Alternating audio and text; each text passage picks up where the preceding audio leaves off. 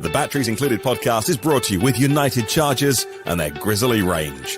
The next generation of Grizzly is here. Meet the Grizzly Ultimate, the most powerful AC Level 2 charger for home use. With a maximum current of 80 amps, that's 19.2 kilowatts. Your vehicle could be charged up to twice as fast as a standard level 2 and up to 15 times faster than a level 1.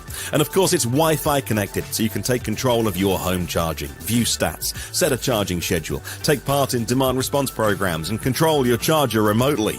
And that joins the lineup alongside the original Grizzly Classic. The Grizzly Duo, designed to charge two vehicles at the same time. The Grizzly Mini, a portable charging station. And the Grizzly Smart, a revolutionary smart EV charger.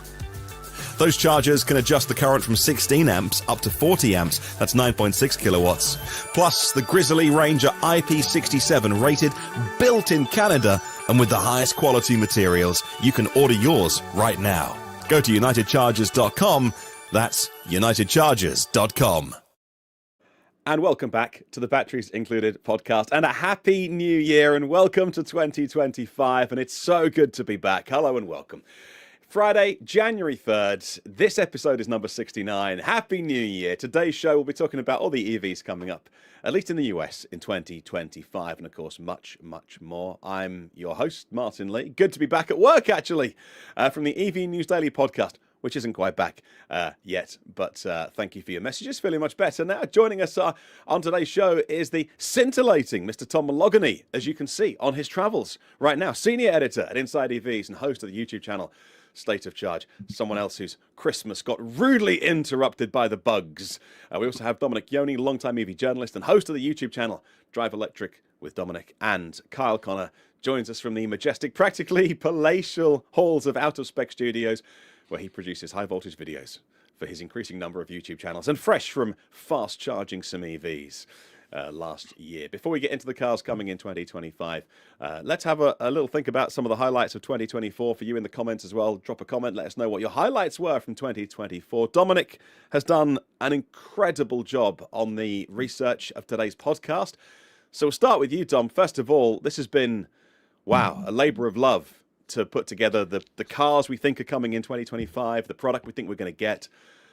It's not exhaustive because it's been really hard for you, but thank you for this amazing bit of research that you've done. So we'll start with you, your highlight from 2024, or maybe what you're looking forward to.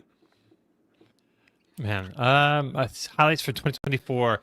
I was talking to Kyle last night about a little bit about this, and I didn't realize, but I had like an incredible 2024. So I went on the Cross America electric pickup truck.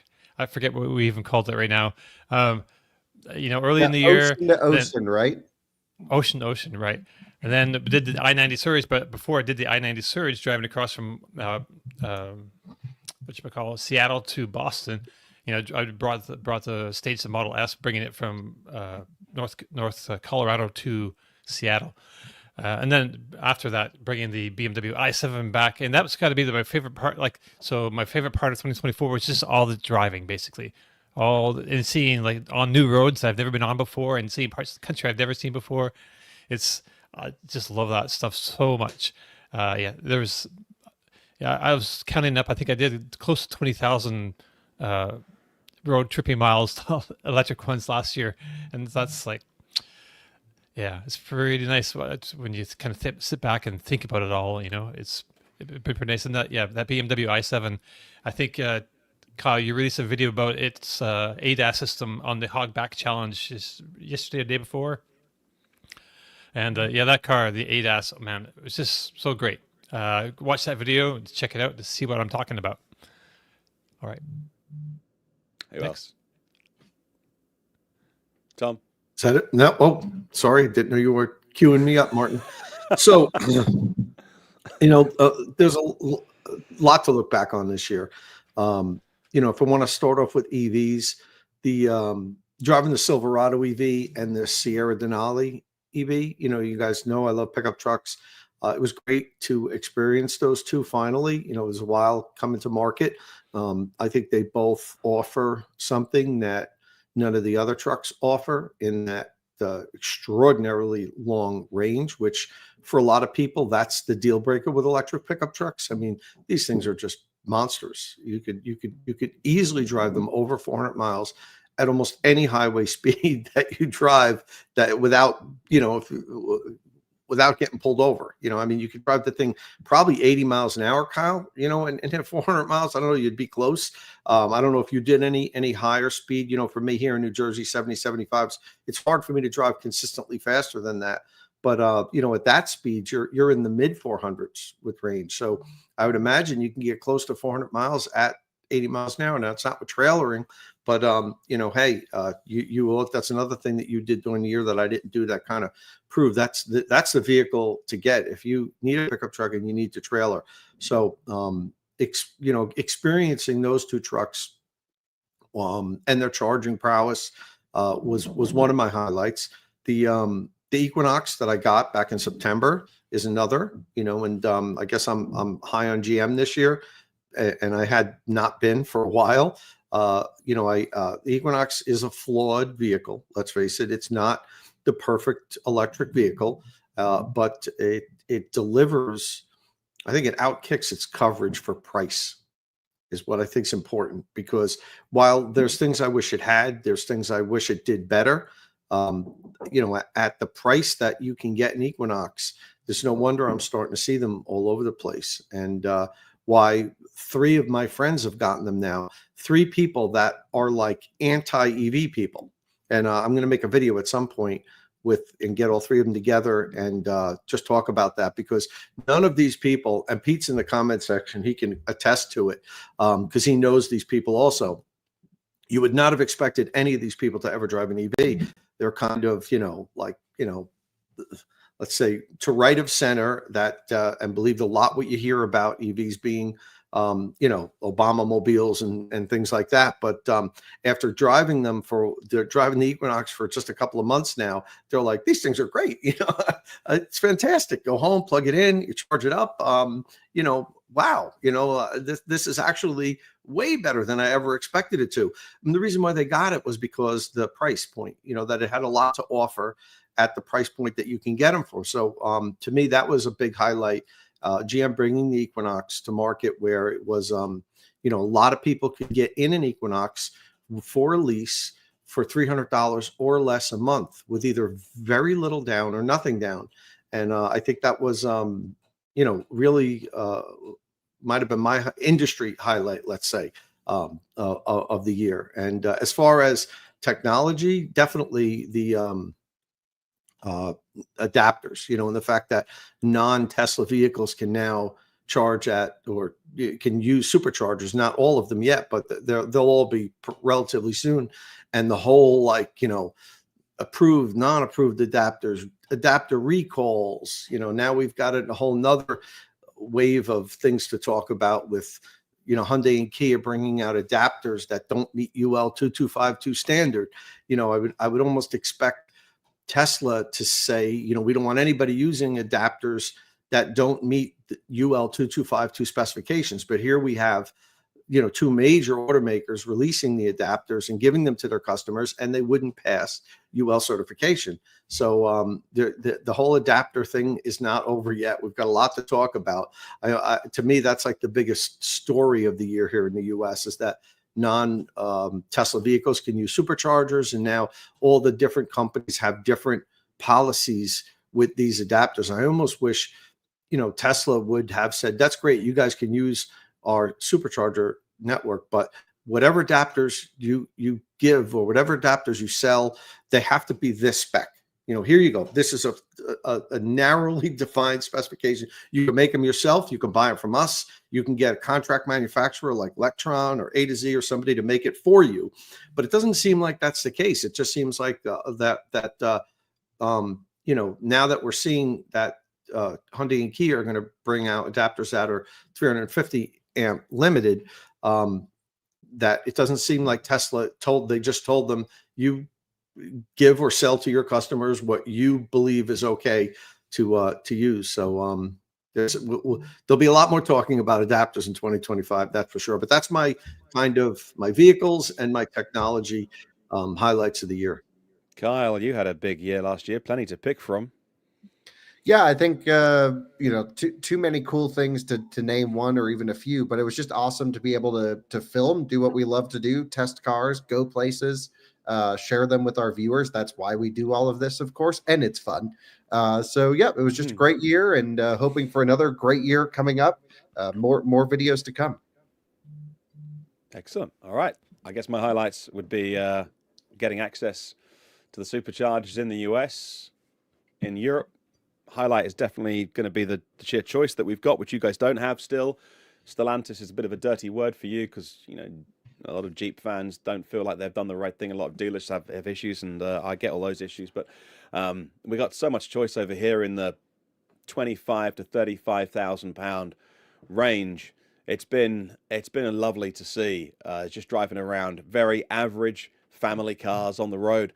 But not just the the Citroëns or the Peugeots and other commercial vehicles that come with them, but the Renaults as well, and the Renaults, the 4 and the 5 are going to be fantastic vehicles next year, and then in China, just the sheer rate of progress and technology, and the march of BYD, the ding dong battle that's happening with Tesla for the honors of being the biggest in the world, and that's been amazing to see.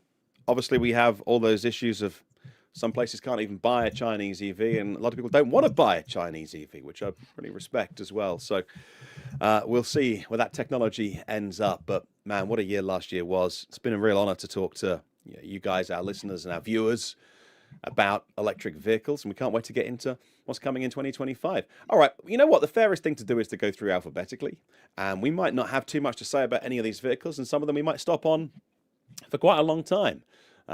So let's get into it. So the first one we'll get to is Acura. Now, scheduled to go into production late this year. There's an all-new Acura model based on the performance EV concept. It'll be the first model engineered on the new Honda-developed EV platform and the first EV produced at the Honda EV Hub in Ohio. I'm excited about names like Honda, Acura. We've seen Toyota do quite well with their vehicles as well, but particularly Honda Prologue has had a massive end to the year. When the names of the car makers that people love, that have been buying for years, finally go EV with a half decent EV, and the Prologue is more than half decent. People buy them in numbers. Toyota not quite there yet with the quality of their cars, but we'll see. Acura obviously not in the same league in terms of what that means to people, but has anyone got any thoughts on Acura? Don't know how long we'll stop on this one. Yeah, I mean, we're going to their EV hub in a few weeks to go check out a bunch of stuff, I assume, around this car and what's to come. So I don't think I'm going to go, but Jordan and Timon are going. So should be cool to hear about what they find, learn how the development process is coming along. And I mean, ultimately, it's just I think they took the absolute wrong approach with Prologue and ZDX. It's not a representation of what Honda or Acura is. It's a representation of what General Motors is with a Honda or Acura badge. And they kind of just phoned it in, and they sort of admitted to all of that when we went and drove those models. And I would actually disagree with you, Martin. I think the Prologue is kind of a half not great EV in my impression. It's just so meh in every way. And maybe that's why it sells well, because it's not particularly bad, but it doesn't really have any redeeming qualities other than it looks marginally okay. And so, and it's cheap, of course. That's why they're selling here in Colorado. So, this is going to be interesting because Acura model, brand new EV, a lot of development cost in comparison to Prologue and ZDX going into this. I really don't know what to expect from pricing. We don't know what to expect from statistics, but I'm preparing to be underwhelmed. I think it's going to be a bit short on range, a bit slow on charging, and certainly not integrated as well as it needs to be. That's my expectation going in, but we'll see how it turns out. That would be par for the course, though, wouldn't it, for what many of the established OEMs are capable of doing at the moment? And I don't know if any of them are going to come out of the gate with a knock your socks off vehicle. It seems to be the startups that are doing that. Rivian, I think, are really excelling with their software, Lucid with efficiency and range. I don't see a Honda coming out of the gate or Acura with kind of knock your socks off, like, wow, they just redefined the space. So do you go into that, or you might send Jordan or someone to that with your expectations tempered, or how do you go into that? Well, you just gotta. There's almost nothing here that we're going to see. It's just like, Okay. here's what we're planning to do, and until it's done, it's just, they can say whatever they want. So Right. it's more or less just to kind of get a feeling as to how they're presenting everything, and then maybe they'll show us some hardcore concrete evidence of like some pretty mind blowing stuff. There's been zero indication of that happening so far. This is supposed to be their first model on the new on their own EV platform, right? So it's kind of like a big important car for them. It kind of sets a standard because they've been, like Kyle said, they've had a product from GM. Don't they have a product, and they had the little Honda E, which was out there on its own, didn't share a platform with anybody, or and there's something else there, but whatever. They really need to get this thing done, and I'm really curious about it. I don't think there's a whole lot of information out there about what this platform is even going to be yet. So I'm looking forward to hearing what Jordan learns from that trip. Yeah, and I'm not. There is not a lot of information out there, and I'm kind of edging towards Kyle's expectation of preparing to be underwhelmed. I don't, and that's kind of Honda's MO. They I hate to say it, but they make boring vehicles for the most part, but they're like reliable. They try to cater to the majority, not the enthusiast as much. And I know they also offer versions of the Civic, and when they had the Prelude, that was kind of an enthusiast vehicle. But they just affordable, reliable transportation is like Honda, like is what they're known for. So I don't expect 300 kilowatt DC fast charging and an EPA range rating of 390 miles out of Honda. I kind of expect them to like look at what's out there in the market and be like right in the middle. Like, what's the average range of the and that's going to be what the Honda is. What's the average 10% to 80% DC fast charging rate of an EV today? That's what the Honda's going to be. They're not going to push the limits. They're not going to do what like a Hyundai or a Kia is doing now, kind of cutting edge stuff. They're not going to I think try to blow us away with the user interface. I think they're just going to try to make something that most people will get into and feel comfortable, particularly Honda owners that can transition from a combustion Honda to this Honda, feel at home, and be like, oh yeah, this is the same as what I'm used to with Honda, except now I plug it in rather than go into a gas station. That's kind of what I'm expecting. What I'm really curious about, though, is what does this Honda Nissan alliance, what's that going to result in?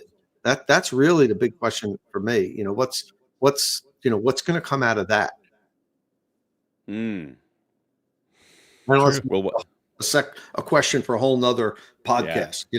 Maybe we'll do a midweek on that, if we could get a hold of a Honda or a Nissan rep that will at least give us some little crumbs as to where that's going to lead us. But I'm really curious to see what that partnership leads to. Well, it feels like a good segue to the Afeela or Afeela. I'm not sure how to properly say it, but that vehicle they say will launch in 2025, and of course it's a similar platform.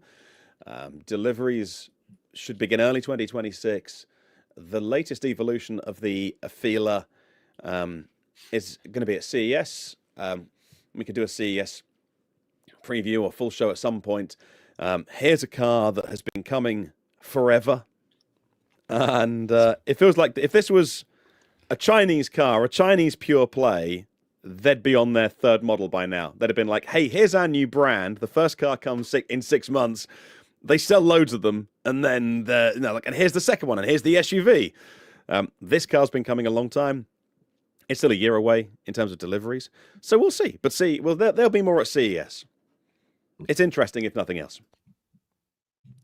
Yeah, there's not a whole lot to say about this because we don't know what it is yet. But I mean, I kind of like the way it looks. It's got a bit of a Chinese EV vibe to it, in my opinion. But I kind of like it more than most of those that I've seen. So that's me. Maybe I'm all wrong. It does look like Lucid. Looks like Lucid, you say? I think so. Okay. Yeah, with a strange steering wheel. Yeah, the not exterior Right. at least, not the interior. Yeah, we'll see that. So yeah, Absolutely. we'll see an updated version of this next week at CES. I don't know if there's let's anything move- else to say about this.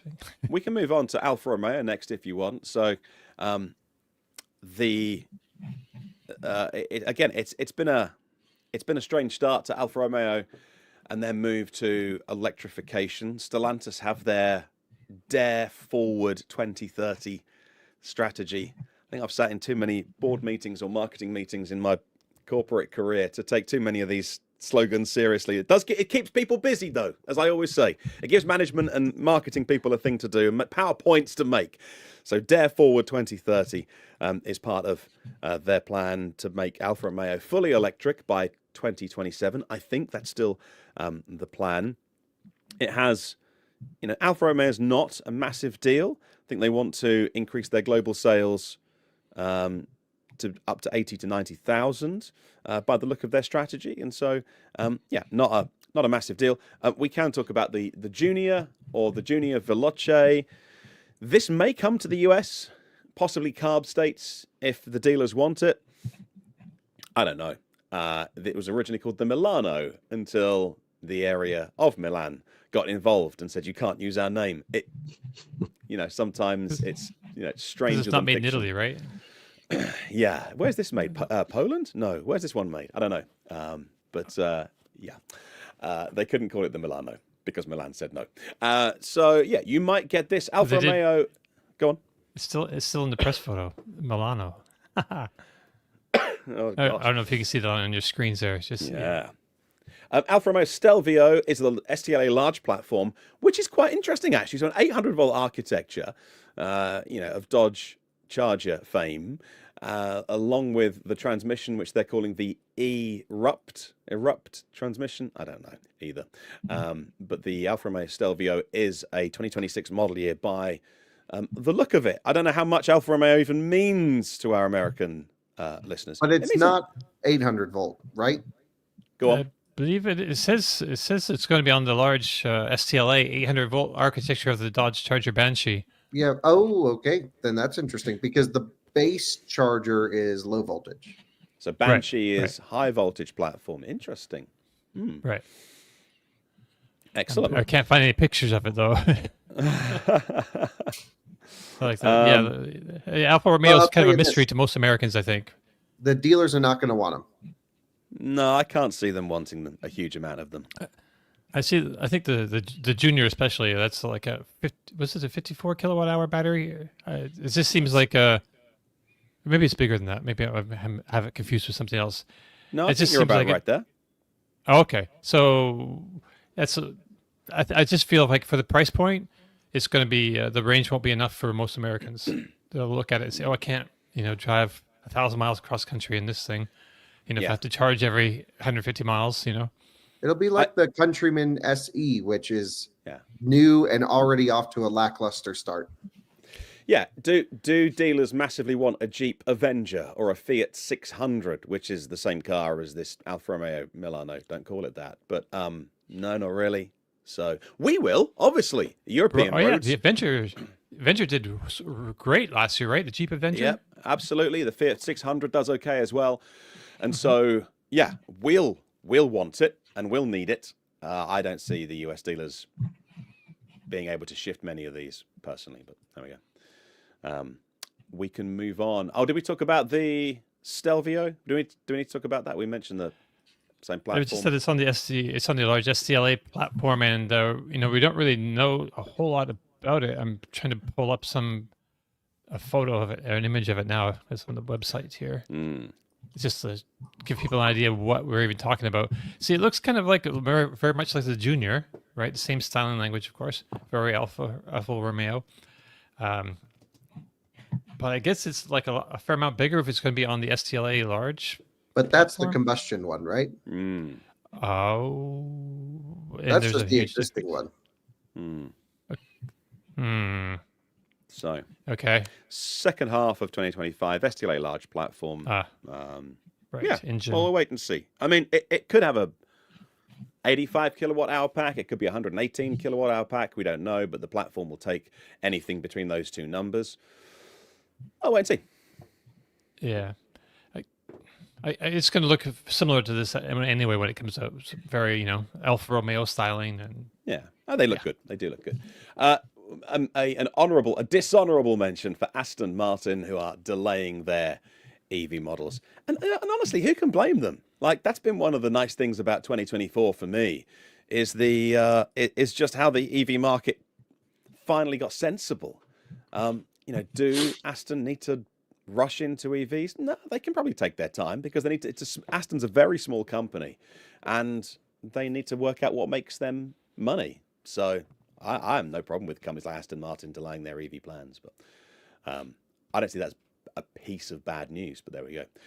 Audi next in the list, and there is more to talk about with Audi because the 2025 models will see the rear-wheel drive Q4 40 e-tron get an upgrade to do what we've seen already over here. So 40 becomes 45, and so more horsepower, much better 0 to 60 time, which was never its strong point, and bigger battery pack as well, going from 40 to 45. The entire Q4 e-tron lineup sees the previously optional tech package now standard for 2025, so the virtual cockpit, the navigation stuff, the traffic sign recognition, Audi Connect all becoming standard. Cold weather package as well for the colder climates available on the Q4 55 e-tron trim levels, so heated windshield and things like that. And a shame that the Q8, the previous e-tron, and that's no longer going to be made in the factory. They're closing that factory down because of demand. Some say it's not surprising, but I still think it's a bit of a shame. But good to see the Q4 e-tron being updated. Sure. But on the plus side, you got this next car. It's going to make the Q8. What does he call it? My mind's mushy this morning. Yeah, Q8 e-tron. It's going to make kind of unnecessary because it's just better and probably larger on the inside. But go ahead. All right, let's talk BMW. Should we talk BMW Neue Klasse? Or Finally. Audi A6. Oh, okay. I'm sorry, I missed that one.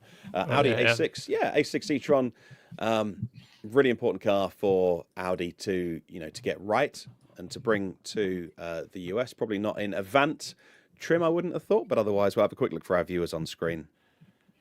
Yeah, gorgeous car. Yeah, it's just Absolutely a sedan, beautiful. no wagon. What a shame. But get on a plane and come to Germany, and you'll see loads of these wagons flying around because they're and we might see a few over here as well. These are really nice.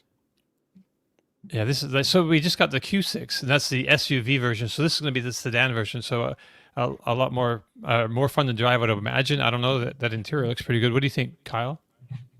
Yeah, full tour of this thing on Out of Spec Reviews already live. Nice. Sweet. Nice. All right.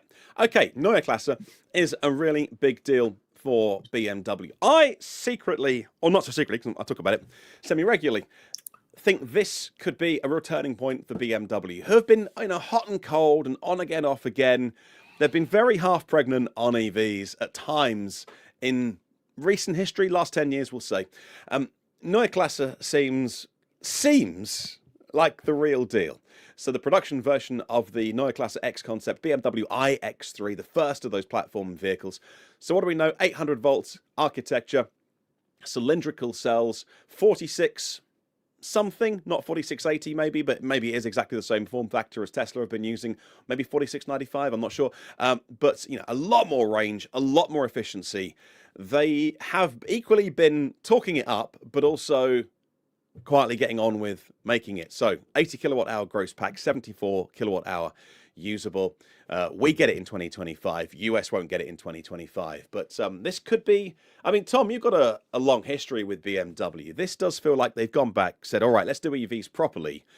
They've gone very much like the Rivian route of zonal architecture, rethinking how a car is, a vehicle is built and designed. And it feels like it's the real deal. But I don't know if I'm getting a bit ahead of myself. What do you think, Tom? Yeah, I'm cautiously optimistic. The BMW was ahead of the game back 10 10, 12 years ago. They really were kind of all in on EVs, and then they had a board change, and the new CEO came in, and some of the I guess the bean counters in the company said, we got to pull back a little bit here. I think we're going too strong, too fast. And, maybe that, even as big of an enthusiast as I am, maybe that was the right decision at the time. Maybe it was a little too early. And then they went in with their flexible architecture on the vehicles that they could build both, BEV, combustion, and a hybrid with. And now it seems like they're saying, okay, this is the point where we feel it's time to really pivot. And I think that the timing is right now.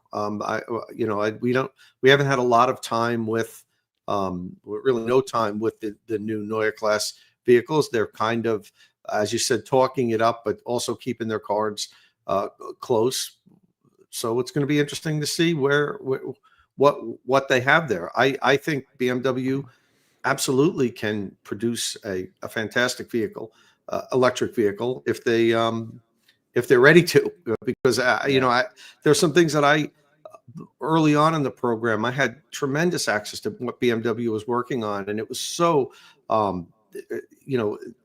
inspiring to see some of the things that they were working on back when almost nobody was doing these things, and then they really pulled back. So I'd love to have that type of access again now and see what they're working on in their advanced labs and so forth. But they, I'm confident that BMW can put out tremendous electric vehicle. The vehicles they have now are great, in my opinion. And that was kind of with, not even going all in on EV and just kind of saying, okay, like the not dedicated platforms, building a one-off with the iX on that platform. This Neue Class is supposed to be what brings them into the next decade. So I'm very optimistic that it's going to be something special. Let's see. Kyle, where are you on BMW's EV journey? I don't know when my embargo date is to share more. Oh, okay. Okay, maybe that's all we can say. I probably know too But much there's to say anything. Okay. But there's something to share. What I can say is feels exciting. Yeah, they've talked about increases in efficiency, energy density, cell-to-pack design. They've talked about 620 miles or 1,000 kilometers being, theoretical on the biggest pack. Do we need EVs to go that far? No, but yeah, because elevation and towing and just because. So absolutely, if the technology can do it, you wouldn't say no. All right, well, we'll wait. We'll keep our eyes peeled on. I think the one thing we can say is like all the current generation EVs, clearly they're all like, this isn't what we really can do. And it's very, obvious with DC fast charging limits and even the LCI models of what we have today to come are going to be super lame. But Neue Klasse is going to be pretty cool. All right. So we're looking forward to that. Now, this one's a head scratcher, so we may not linger on it too long. Some dealer websites are talking about the Buick Electra EV. Dom, there's so little we can find out about this. Yeah, well, so I emailed the Buick about what they're doing, and because they have these concepts out there, right? But then what's happening with them doesn't look like anything is. So you have like that Wildcat concept. It's on with dealers' websites, and they're talking about a Buick Electra coming in 2025, and that's on some dealers' websites as well. So I reached out to Buick, and they said, Buick's previously announced EV has been deferred indefinitely. The decision was driven by market dynamics and ongoing portfolio optimization. Electrification remains a priority for GM and Buick, and we're continuing to look closely at the portfolio to meet our customers where they are and where they'll be. So, that's. But in China, they have EVs. Yeah. Oh yeah, Electra E5. Mm-hmm. Yeah, I don't know why. When I see the new, it was a Buick Envista they have over here. I keep thinking it's an EV because it looks like a lot of the Chinese EVs to me, to my eye. I have always do a double take and. Oh yeah, it's just the Buick. Yeah, basically. I like it though. Yeah. When I see them on the road too, I do double. I still do, even though I know what it looks like. I still do the double take, and I think they did a decent job with the styling on that. Did you know that out of all of the vehicles stopped for drunk driving in 2024, was it? The largest percentage of them were driving Buicks, This is which is amazing. I the recall most that. interesting fact about Buick drivers someone could come up with. Wow. Okay. They like a good time. That's But interesting. too much a little bit. Too apparently. much Yeah, of a Buick good time. drivers are ready to party. That's what we've Yeah. learned. And make bad choices. Come on, Buick drivers, make better choices. That's Maybe weird, that's their too. problem. I wouldn't have expected that at all. I mean, they I kind mean, of I don't know altered. if they're new Buicks, but they're, you know, you see all those old Buicks and all the, you know, That's a good there's point. there's never a chance that a single one of them is sober. Yeah. Funny. It could have been that there's so few of them, though, that the data was skewed because Yeah. there's like a small group of them that really drink all the time. No, Maybe it it's the wasn't same- And they could percentage- skew the whole. What's it that? wasn't it wasn't percentage based. It was literally out of all cars stopped. No way. Yes, That Buicks couldn't be. were the highest percentage. Yeah. Wow. Or it's the same 10 guys, Yeah. just keep getting pulled over and they go like, what are you That's amazing doing? because, you know, the percentage of Buicks compared to like other vehicles, that's crazy. Nice. Wow. Okay, right. We're on the seas for a little bit. We'll start with Cadillac. Now, there's a lot to talk about here, actually. Cadillac Optic. Optic is smaller than the Lyric. Offers about 300 miles of range from its 85 kilowatt hour battery. Charge speed is given as up to 79 miles in 10 minutes. Okay. But we'll see the out of spec test and the state of charge tests and figure out what all of this means in real world testing. Vistic is larger than the Lyric, going the other way. 3-row SUV that should do over 300 miles of range because it's got a Big Daddy 102 kilowatt hour battery. Well, I say Big Daddy. There are bigger ones out there, aren't there? And let's talk about one of those, Cadillac Escalade. The Escalade IQ electric version of the Escalade is the flagship for the brand. It starts at $130,000. It offers 460 miles of range, 0 to 60 in less than 5 seconds. This fits well into the bonkers category. And look, I really love stuff like this being on sale. And I don't get at all sniffy when people criticize us for talking about unobtainium. Because, yeah, most of our viewers and listeners won't go and buy one. But who cares? Like, they built them and they engineered them and they're cool. So let's talk about them. A powered third row that folds flat into the floor. It will charge very well.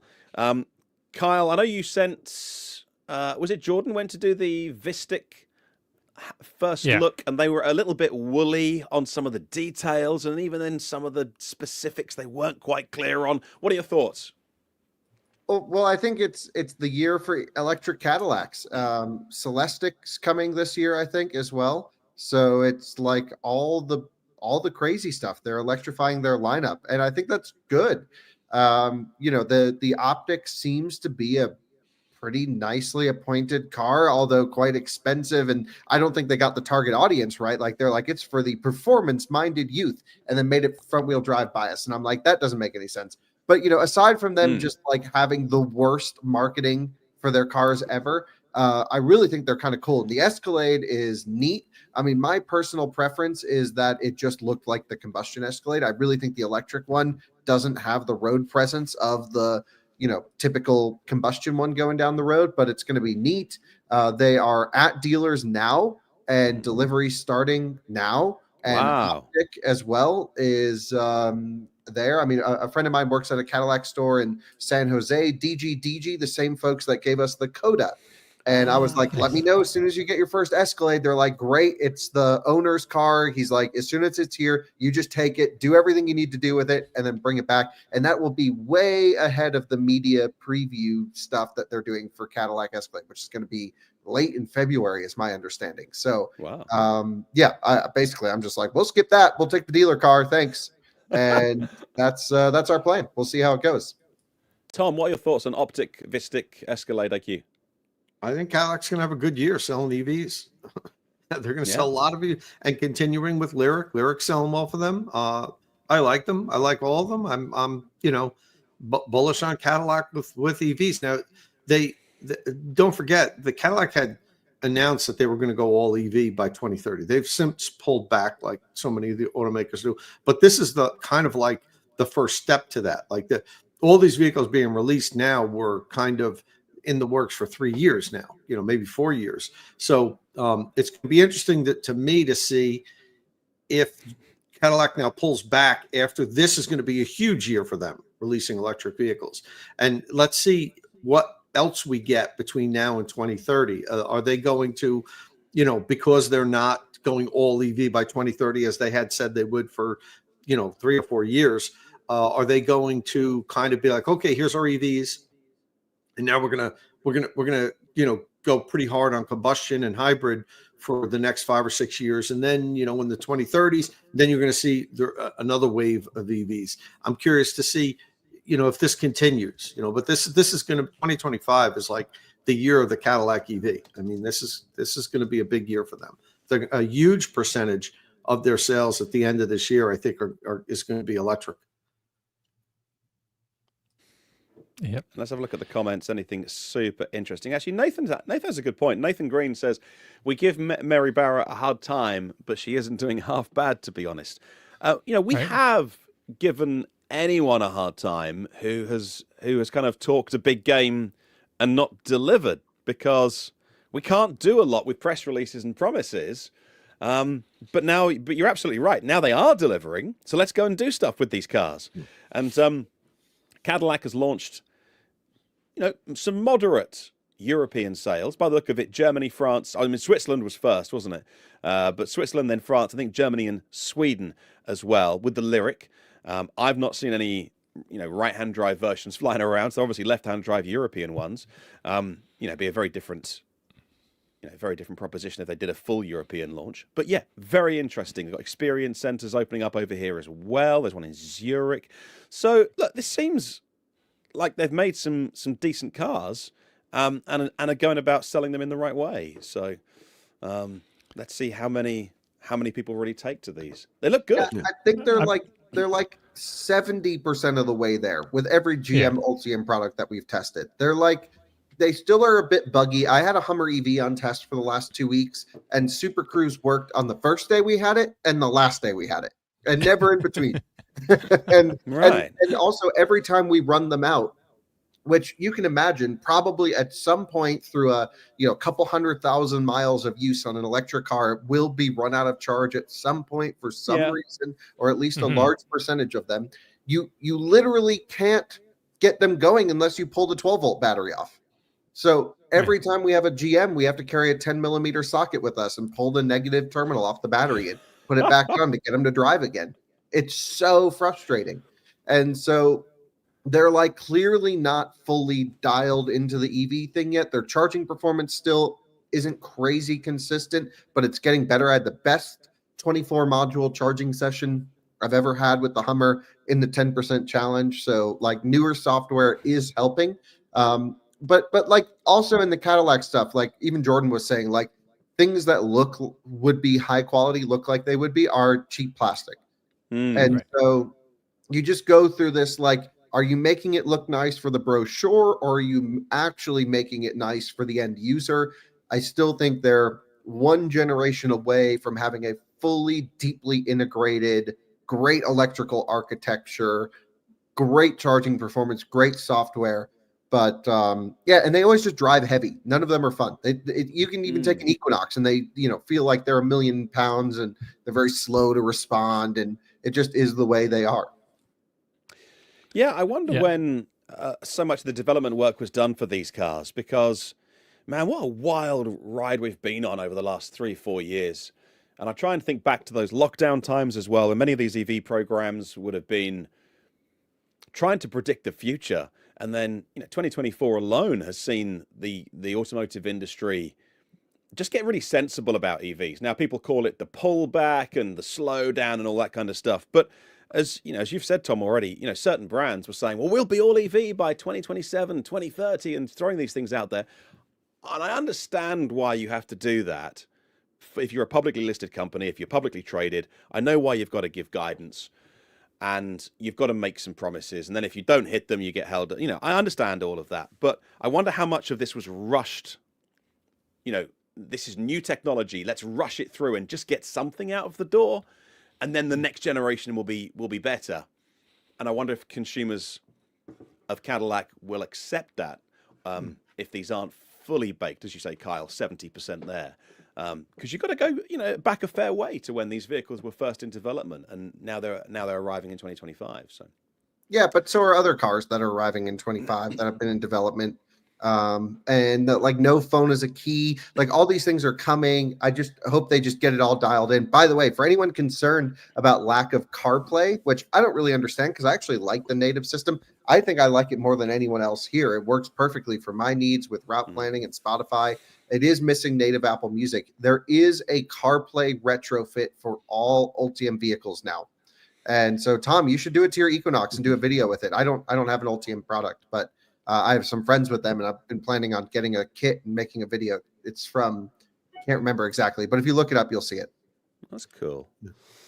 And cool. with use, as you said, getting used to it. With use, now that I've been driving the Equinox for a couple of months, I'm definitely like getting more comfortable with the native system. And in the beginning, it was a little. I was like, not hugely impressed, but I'm definitely now. The more I drive it, and the more I feel like it's really not it's really not bad. But that's a good suggestion. Maybe I'll look into that. Well, we talk about GM and how they made lots of promises, and we had to wait a long time. And for a very long time, the only thing that they were selling was the Bolt and the Bolt EUV, and that was holding up. And yeah, they were selling other EVs, but it was in the tens or the hundreds, and the Bolt was really holding up their numbers. The next gen Bolt should go on sale sometime in 2025, sized closer to the Bolt EUV rather than the outgoing Bolt EV. This will be an LFP pack and native NACS. It should start under $30,000. I'm confused about what incentives will be around at the end of the year, like all of us are. But it'll be built in Fairfax, Kansas. And again, this is a name that people know and love and is a next generation product. Don't call it Ultium, or do call it Ultium. I don't know anymore. But that's interesting. Will this be out this year, do you think? Or do you think this will be pushed back a little bit? It'd be great if they could get it out this year. Well, they've been saying. Pretty sure everything is pointed to this year, but we still haven't seen the refreshed design. But maybe, I don't know. There's a bunch of auto shows early in the year, so I expect we'll see it sometime pretty soon, like the final design. And I expect we'll see it this year, though. It's going to be built in Fairfax, Kansas, I think. Yeah, I mean, they've been saying 26 model, late 2025. So I haven't heard anything different. I don't have any reason to believe that won't be the case, but I'm excited about that too. That could be the car of the year this year. So, it's we need more affordable EVs. There's tons and tons of EVs in the $50,000 to $90,000 range. And that's great for people that can afford them. And I'm not criticizing the companies that make them. I understand the economics of this. It's very difficult to make a vehicle in this price point and make money. And, these are public companies. You can't expect companies just to make vehicles that lose money just to be a good citizen. If GM claims that it's going to be profitable, if they have that magic, that if they can make a profitable Bolt on this new platform for under $30,000, that's going to be fantastic. It's going to be great for the industry. It's going to undercut even the what's the key EV3 supposed to come in at? Isn't that like 35 26. Or something? Is it 20? Oh no, I was thinking EX30 pricing. The price. 2026, but below 30, I believe. Yeah. So I mean, in that ballpark, you're going to get a lot of people in these vehicles. And like I said, it goes back to what I talked about the Equinox earlier. I know, like I said, 3 people that I'm good friends with that would have never bought an EV, got it simply for economics, and now they love it. And now they're like, yeah, these things aren't that bad. I would have never thought that I would enjoy driving an electric car, and I do. So we need these sub $30,000 vehicles. I know they're hard to get to. I really hope Tesla produces one. I would have loved to have Tesla to have not made the Cybertruck and concentrated all that money on a $30,000 EV. But I don't run the company, and I don't pretend to know more than the Tesla management does. But that would have been fantastic if they could have done that. I mean, if GM can produce a sub $30,000 electric vehicle. I have to believe Tesla could if they wanted to. Yeah. Right. Interesting. Yeah, I think this new Bolt should be pretty neat. But I'm wondering, well, you think it'll steal sales from the Equinox? Yeah. Yeah, because I feel like it's going to charge. I think it's going to be like a lot better car to charge and just use basically. And I'm hoping the interior is at least as good as the last one, the outgoing Bolt, because I thought that was a decent enough interior. So as long as that's worse. You think they'll make it worse? No, I don't think No. they will make it worse. It won't be any worse. Oh, right. You wouldn't expect them to. You never know what's going to happen. But I think it's going to be a pretty compelling package. If you don't really need the size of the Equinox. Yeah, no, 100%. That's the thing. That's why you would go Equinox, Tom. If the Bolt is a little bit too small for you, Right. I've got a lot of room in the Equinox EV. It's a good size, vehicle. So the Bolt is going to be substantially smaller. The Bolt EUV, is substantially smaller. So if you've got kids and need to haul stuff and everything, the Equinox will be your play if you can afford it. And it'll only be, the base model should only be $4,000 or $5,000 more. So, I don't know what that translates to in monthly payments, but hopefully, it's an option for people that, need the extra space that the Bolt EUV won't offer. But yeah, I think that, and I know you mentioned the charging. I do expect Bolt EUV to charge better. I mean, we'll see. We don't know. It has to. But honestly, I really don't think charging is, for a lot of people, DC fast charging, the speed, let's say on Equinox, is a big problem. I really don't. It depends on who you are and where you live. It's not good. It's not great. Don't get me wrong, but so many of the people that come to the Equinox are first-time EV drivers, and a huge percentage of them charge at home. So, if you're going to go on a 600 or 700 mile road trip, you're going to be spending, 10 or 15 minutes longer on each stop than you would if it charged a little bit quicker. But I still would love to have the statistics of how many people do that. How often does the average person need to take the car, and how much extra time do you have to spend? It's not a good DC fast charging vehicle, but every vehicle doesn't have to be great in every regards. And even like we talk about electric pickup trucks, the fact that, let's say, the Lightning can't tow well. If you're going to tow very heavy truck, very heavy trailer, long distances, Lightning's not a good truck. It's going to be impossible to recharge because there's no pull-through stations. The battery's not big enough to allow you to charge hundreds of miles. But how many people, what's the percentage of truck owners that makes it a non-starter for them? I don't know, 30, 40, 50%, let's say, whatever percentage it is. But then that the remaining percentage is still millions of potential customers, more than what Ford could make. So, I go back to, this is an affordable car. It's not going to do everything. I'm willing to accept some of its shortcomings because it's a $30,000 vehicle. I know it's not going to do everything as good as the $50,000 or $60,000 vehicles. I know people are going to disagree with that, but for me, for instance, like I really, when I DC fast charge, it's mostly for my work. When I go on trips and so forth, like I just went down to North Carolina for Kyle's out of spec event with Ayana, I had a DC fast charge. That was something that I did. I had to stop twice on the way. The Lightning isn't a great DC fast charging vehicle. Let's say I took the Equinox, I still would have stopped twice. And it would have meant each of those two stops, I would have probably had to stay 15 to 20 minutes longer than if I had, let's say, an Ioniq 5 or something that charged a lot better. After driving 4 hours, that extra 15 minutes isn't that big of a deal for me. I know it's a big deal for some people. And if let's say you're a salesman and you're constantly driving, if you're someone like Kyle that crisscrosses the country constantly, you want something that just rips. I totally get it. But I know that's just how I feel about it. I don't think it's Tom, as big a deal. I totally disagree on this. Because, I know you would.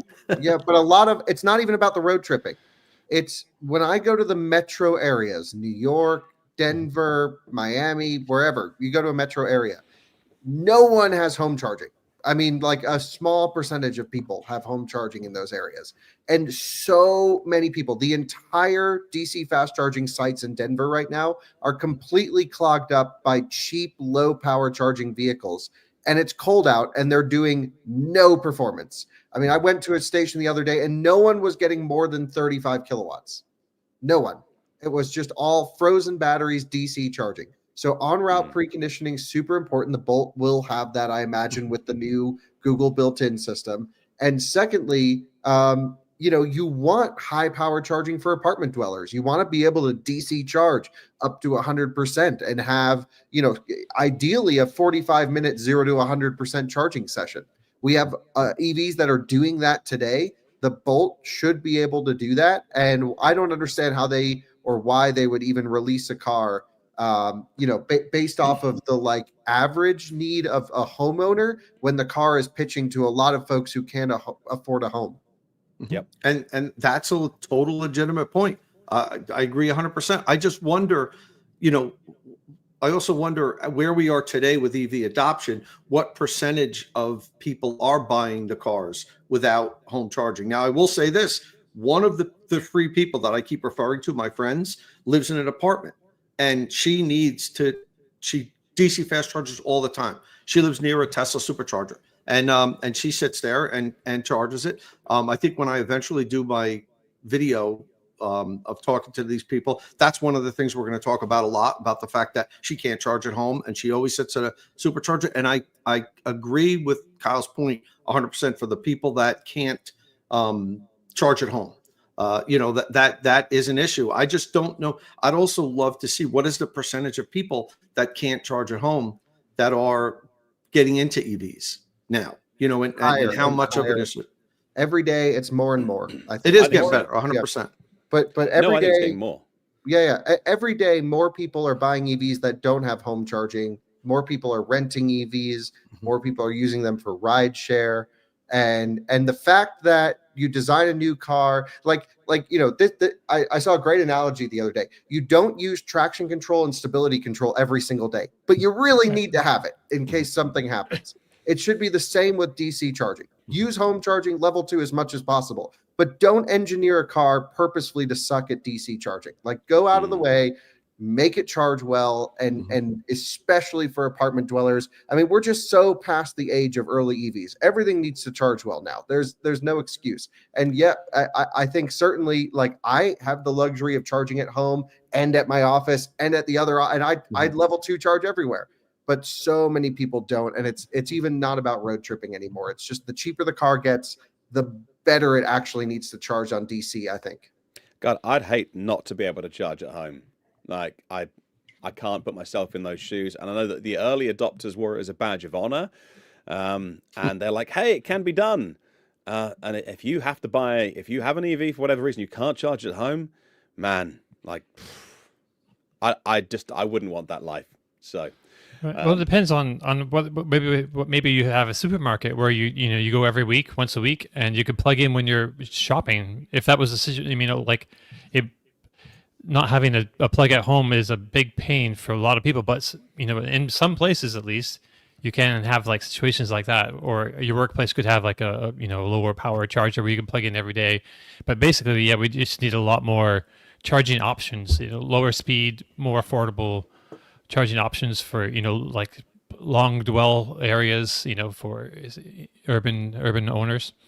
All right, let's give a quick mention to the Chrysler Airflow. And again, here's a brand that I don't know how many people are hanging out for an EV because it's a one minivan brand right now.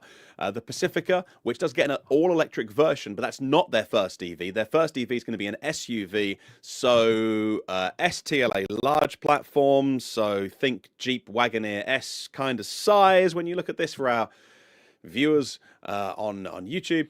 And it's listed on some dealership websites with pricing around $50,000. That seems too low, but we won't complain if it is that price. We don't know a huge amount about this, but this is their first EV. Then the Pacifica all EV will come in 2026, we think, and so we'll wait and see. But there has been a Chrysler Airflow concept that debuted in CES in 2022, but who knows what it'll look like. The tech, they've got enough to go in, I hate that phrase, the parts bin, but they've got enough strength in depth, let's use that phrase, to put a half-decent EV together. Let's wait and see what they do. This is a bit of a mystery. This car, this came out about a couple years ago, and then they said no, we're not going to do this one after all. But now, the CEO just late in 23 said, we're going to do the Chrysler Airflow concept. Yeah, and before that, she said the Airflow didn't preview any upcoming designs, but apparently now it does. So, and I think it's a great looking car personally. If I come back to a picture, It's like a nice car. I think it's fine. I don't know. It's not. It okay. doesn't blow my socks off, but I'm not sure many people are waiting for it, but we'll wait and see. Right. True. All right. True. Well, Okay. Chrysler needs some product. Chrysler dealers need some product. Well, Dodge got new EV product, and the Dodge Charger Daytona EV is probably in driveways right now.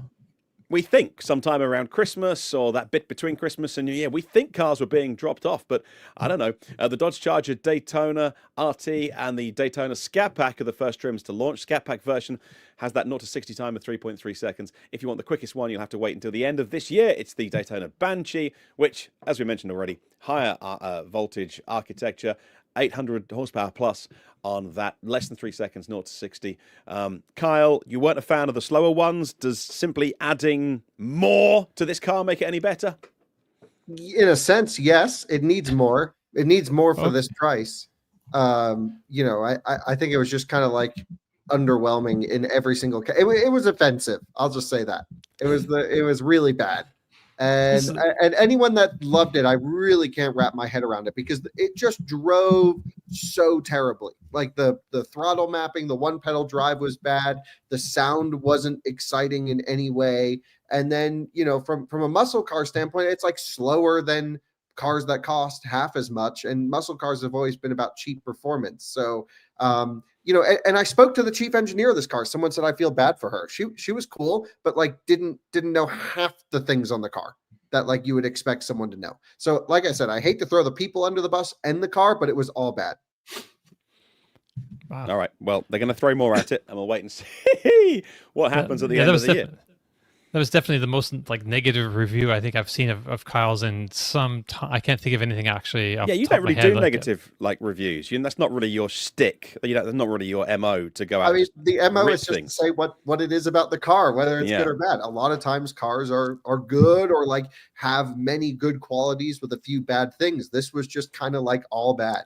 Kyle, do you think it was partially because you were anticipating this car for a while, like you were looking forward to it? It's kind of like looking forward to it. No, you weren't. I was zero excitement. Really? No, okay. wow. Okay. Yeah. Nope. I'm not a Dodge guy in the first place, but even if I was, it wouldn't have helped the review. Because I was there with Dodge enthusiasts, Hellcat owners, things that are, and they all hated it. And then I watched their videos back and they're like, oh, it's not half bad. The only one who was legit there was Rich Rebuilds, because he and I were like, everyone was on the same page. Biggest piece of shit we've seen in the last 10 years. And then, all the videos go out and they're like so half-assing this thing. And I'm like, you're just trying to get invited to the next event. Just say it like it is. Say it like we all talked about it. And Rich Rebuilds was really the only one who was legit about it. Yeah, he doesn't have much filter. I love it. That's why I love Rich. If you're not invited back for the next one, you'll know why. But like you say, you can't. That's out of your control. So I don't even. It doesn't. I could just go to the dealer and borrow one. There's going to be 1,000 of whatever they make just sitting on the lot. So yeah. I'll go try that out. A few comments from people saying to me, they're not in people's driveways because no one's bought one. And I'm like, okay, that's fine. That's a good comment. I couldn't find any evidence of them actually being shipped anywhere. I searched all over social media. Couldn't find anyone bragging about their new Dodge Charger Daytona EV. Yeah. And you would brag. If you had one and you liked it, you'd brag. But there we go. Let's like to whip through Fiat. You won't get any new Fiat in the US. Nothing new for Ford. And again, that's different to what we've got because we have the Explorer, which is not what you think it is, and the Capri, which is not what you think a Capri is if you're around in the 70s and 80s. Both very expensive vehicles for what you get. Both really I mean, the Explorer is the ID4, and the Capri is a Ford ID5. Let's be honest, but it's a bit bigger, and they're nice cars, but very expensive. But you don't get those. You're not missing a huge amount. I like them. I think they look good, but maybe a little overweight and whatever. Genesis, nothing new for you guys. GMC, no. Honda, we talked about those appearances at CES. I mean, look, there's going to be things to show off next week. It's Honda and it's CES, and so we'll wait and see what they say next week, but nothing new to be delivered. Hyundai Ioniq 9, onto the H's now, whipping through this, built in the US and should be out in spring. The Ioniq 9 is their version of the Kia EV9, but also not as well. Like, we say that as a shorthand to help you understand what it is, but it's actually, it is a different vehicle, bigger battery, designed in different ways in some cases. It's a proper 3-row and at least 300 miles of range, 335 miles in rear-wheel drive, 110 kilowatt-hour battery, so a bigger pack, 80%, 10 to 80%, 24 minutes. Native NACS, yeah, and that should be coming, in spring. Really, really interesting car. Should be popular. I think I'm liking Hyundai it. went to native NACS too early. Oh, Ooh. but we're going to be living in adapter hell either way. Yeah. So you've got to go one way or the other. Depends what network you want to use the most. Yeah, but it's not even about that. It's like if you use superchargers, you only get 130 kilowatts. It's going to charge slower. Mm. Oh, with the 800-volt systems, that's true, right? That is a bit of a disadvantage there, but It's like out of all the brands to go native NACS, it should have been Ford, Rivian, the ones that can like interface natively today. It shouldn't have been these cars, because the thing is that the charging performance is just going to suck on superchargers. We haven't posted the video yet, but we already did a pre and post refresh EGMP 0 to 100% side-by-side supercharger race. And they were pretty much identical in terms of time. It has slightly higher, charging capacity or battery capacity in the newer one. This is for the 77 kilowatt hour to 84, I think. Yeah. So Ioniq 5 EV6. And honestly, it doesn't showcase the performance of the car. So I think it's too soon. And until we start to see real public NACS take shape, which it will have, we will have way more options by the end of this year than we do right now. Mm. Yeah. yeah, the Hard to work NACS at non-Tesla chargers sites should be start showing up pretty soon. So there'll be that, but like Kyle says, it's going to be it's going to be slow and probably more advantageous really to have the CCS connector. But I don't know. I think long term, I don't know. The other thing is whatever Hyundai's doing with their new batteries, like the second generation, they are very. I don't know if they took some cobalt out of it, but they don't charge as well as the early ones. They're much more temperature sensitive. So even though they have technically a higher peak, they have like a smaller operating window as to which you can extract the performance out of them. So Interesting. They'll have adapters to charge on CCS stations, and they can get more power. But I just wonder how long will it hold the 130 kilowatts? The maximum charge rate on a supercharger. If it's pretty flat, it's not going to be bad. I mean, it won't be. I think it could probably be close to, if you do a full like 10 to 80% or whatever, it might be only a couple minutes longer than on a CCS. I mean, that'd be an interesting. No, it's a big difference. It is. Yeah, between CCS and NACS. We did the video. We haven't posted it yet, but it was bigger than I even imagined it would be. Well, Okay. would that be more than 40 minutes to get to 80%, 10 to 80? Yeah, it was something maybe in the 30-minute range, but then it's only 18 minutes. It was basic. It wasn't quite double, but it was almost double. Almost double. Yeah. Yeah. 10 That to does 80. suck. Yeah. Well, the That 10 sucks. to 80 would probably be 24 minutes on the CCS, right? 22 or CCS. 24, not the 18. Why? So On the big Yeah. battery. Oh, Yeah, on the well- big one. Yeah, but we don't know. Ioniq 9 will have a different battery that we haven't tested yet. That's a good Oh, point. okay. Yeah, that's Yeah. I mean that's what I can't wait for you to do, Kyle. The 10 to 80 on this vehicle, on the Ioniq 9, on a supercharger and on a CCS. Mm. If the curve is if if it's a nice flat curve, I don't think it'll be more than 3 or 4 minutes more. Yeah, on the at big 80%. batteries, I think it'll be less of a difference than the smaller batteries that seemingly always charge a bit better. Yeah, the other thing is, Tom, I meant to ask you this. You mentioned there will be a potential CCS adapter. Do we know if there will be a manufacturer-approved 1,000-volt CCS adapter for these? Because the Tesla CCS adapter is only 500 volts. Yeah, don't know yet. I have reached out to Hyundai. I don't seem to be getting much of a response from Hyundai that I'd like to on adapter questions. Kia seems to be a lot more willing to talk to me. So we'll see. I have a couple of emails at the Hyundai on this specific topic, but I haven't gotten anything back yet. Yeah, because we keep talking about CCS to NACS, or sorry, we talk about NACS to CCS. NACS to CCS, yeah. But these cars require the other way, and we haven't seen any manufacturer certified approved high voltage adapters. Right. Yeah. But from what I understand, it's going to come with the car. You're going to get that CCS adapter with the vehicle, but we don't have any specs on it yet. Okay, interesting. Hopefully it's not a 350 amp limited thing. All right. I'm still shocked that they're doing that on the other way around. I know it's not going to happen. And I got a lot of criticism on my channel from people saying, the adapter works with the vehicle that they're selling it for. Why are you giving them a hard time about this? There's nothing wrong with using it on a Kia vehicle. It'll work just fine. There's no potential safety issue. The problem is we all know that people use their adapters for multiple vehicles. And then I get back, well, then that's their problem. Buyer beware. It's the customer's responsibility. And I understand that. You're right. You should know what you're using. But this is so new to so many people. Are you kidding me? People don't understand amps and volts and somebody has buys a Kia and gets the adapter for free, and then later in the year they buy a Silverado EV or something, and they're like, oh, I'm not going to buy another adapter. I'll just use this one between the vehicles. I don't try both vehicles at one time. Well, what's going to happen? If it functions properly, if there's no problems with the adapter, it'll shut off charging after a while at 500 amps. It'll overheat and it'll shut off. And that's the worst. The best thing that'll happen is it'll just shut off, and the customer will be like, "Why the fuck doesn't this adapter work?" This thing's a piece of junk. It doesn't work, but it always seems to work with this car. It never works with this car, and they won't understand. Maybe they'll go online and try to figure things out. But if the adapter fails to operate properly, if those thermal sensors don't shut off, now you've got a potential problem. It still is amazing to me that they did this. I still am having a hard time understanding how a major OEM could put out a device like this that doesn't meet UL standards. I just don't understand it.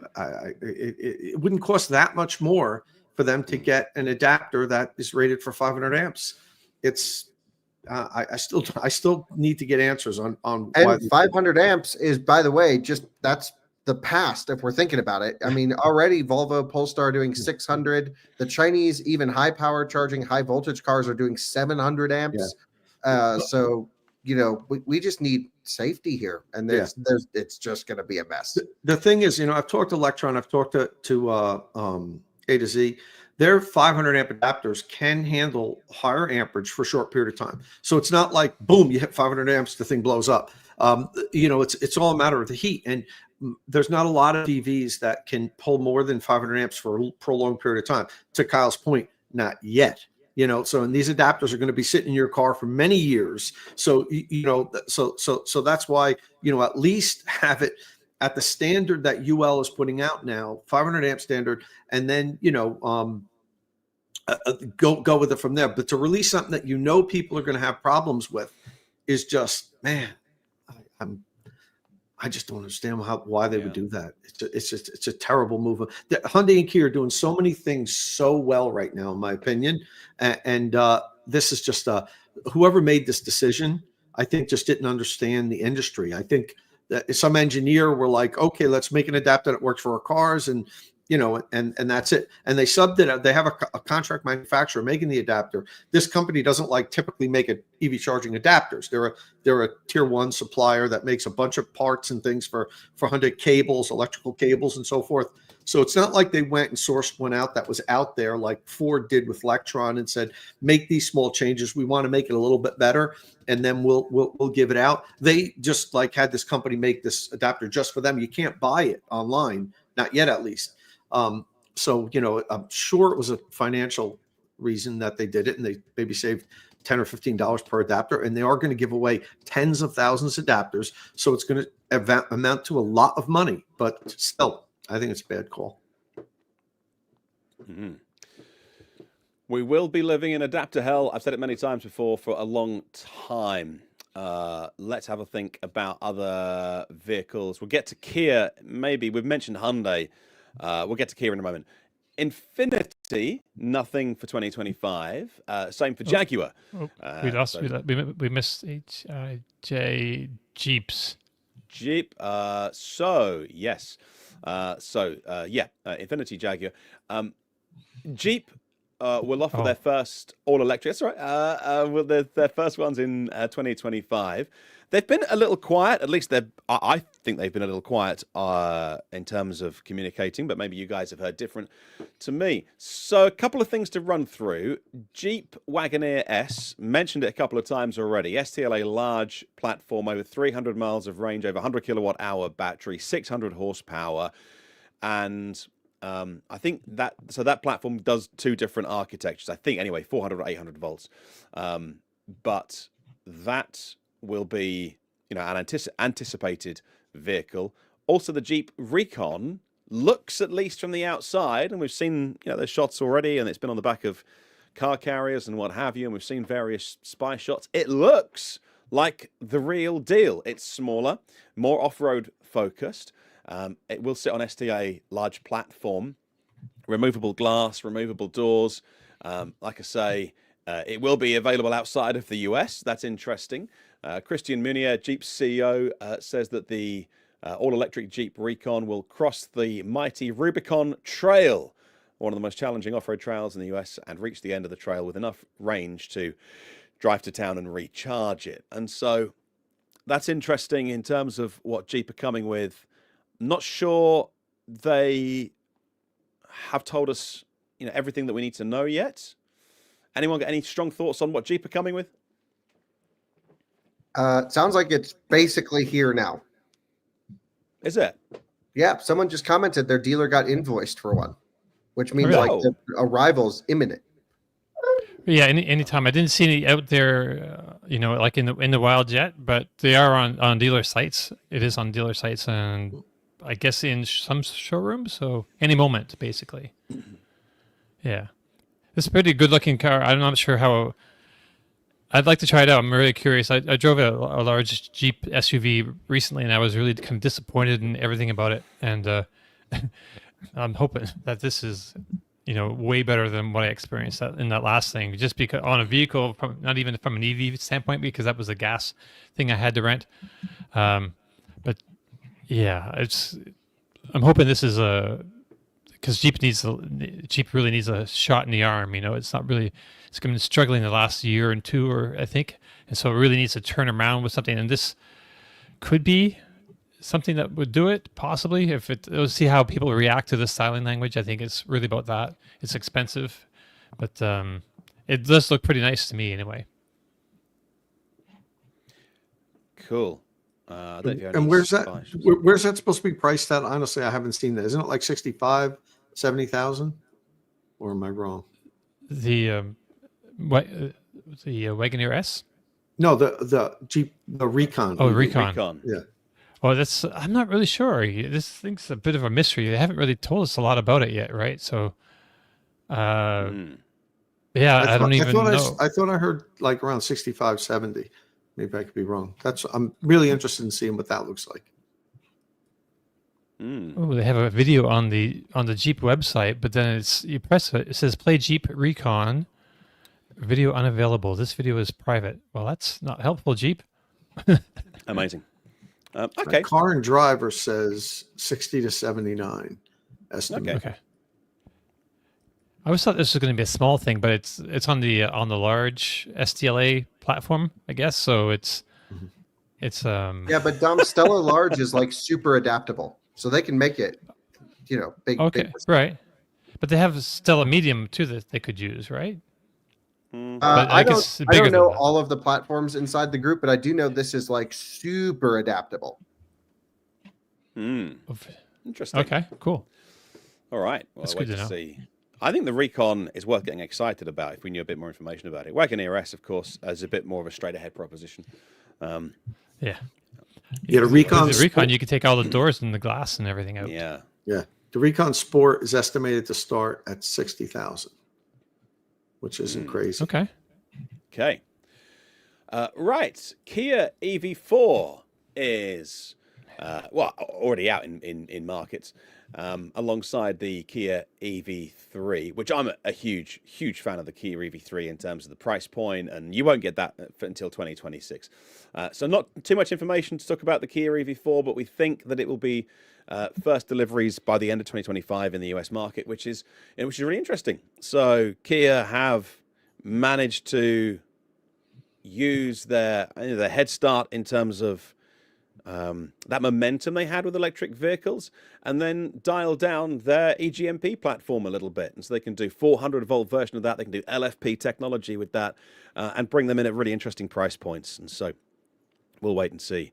I just think Kia and Hyundai at the lower price points are mildly unbeatable at the moment in terms of the tech that you get. Often they'll be in maybe 3 different trim specs in Europe or Australia or over here. But just go for the base one because you just get so much for your money.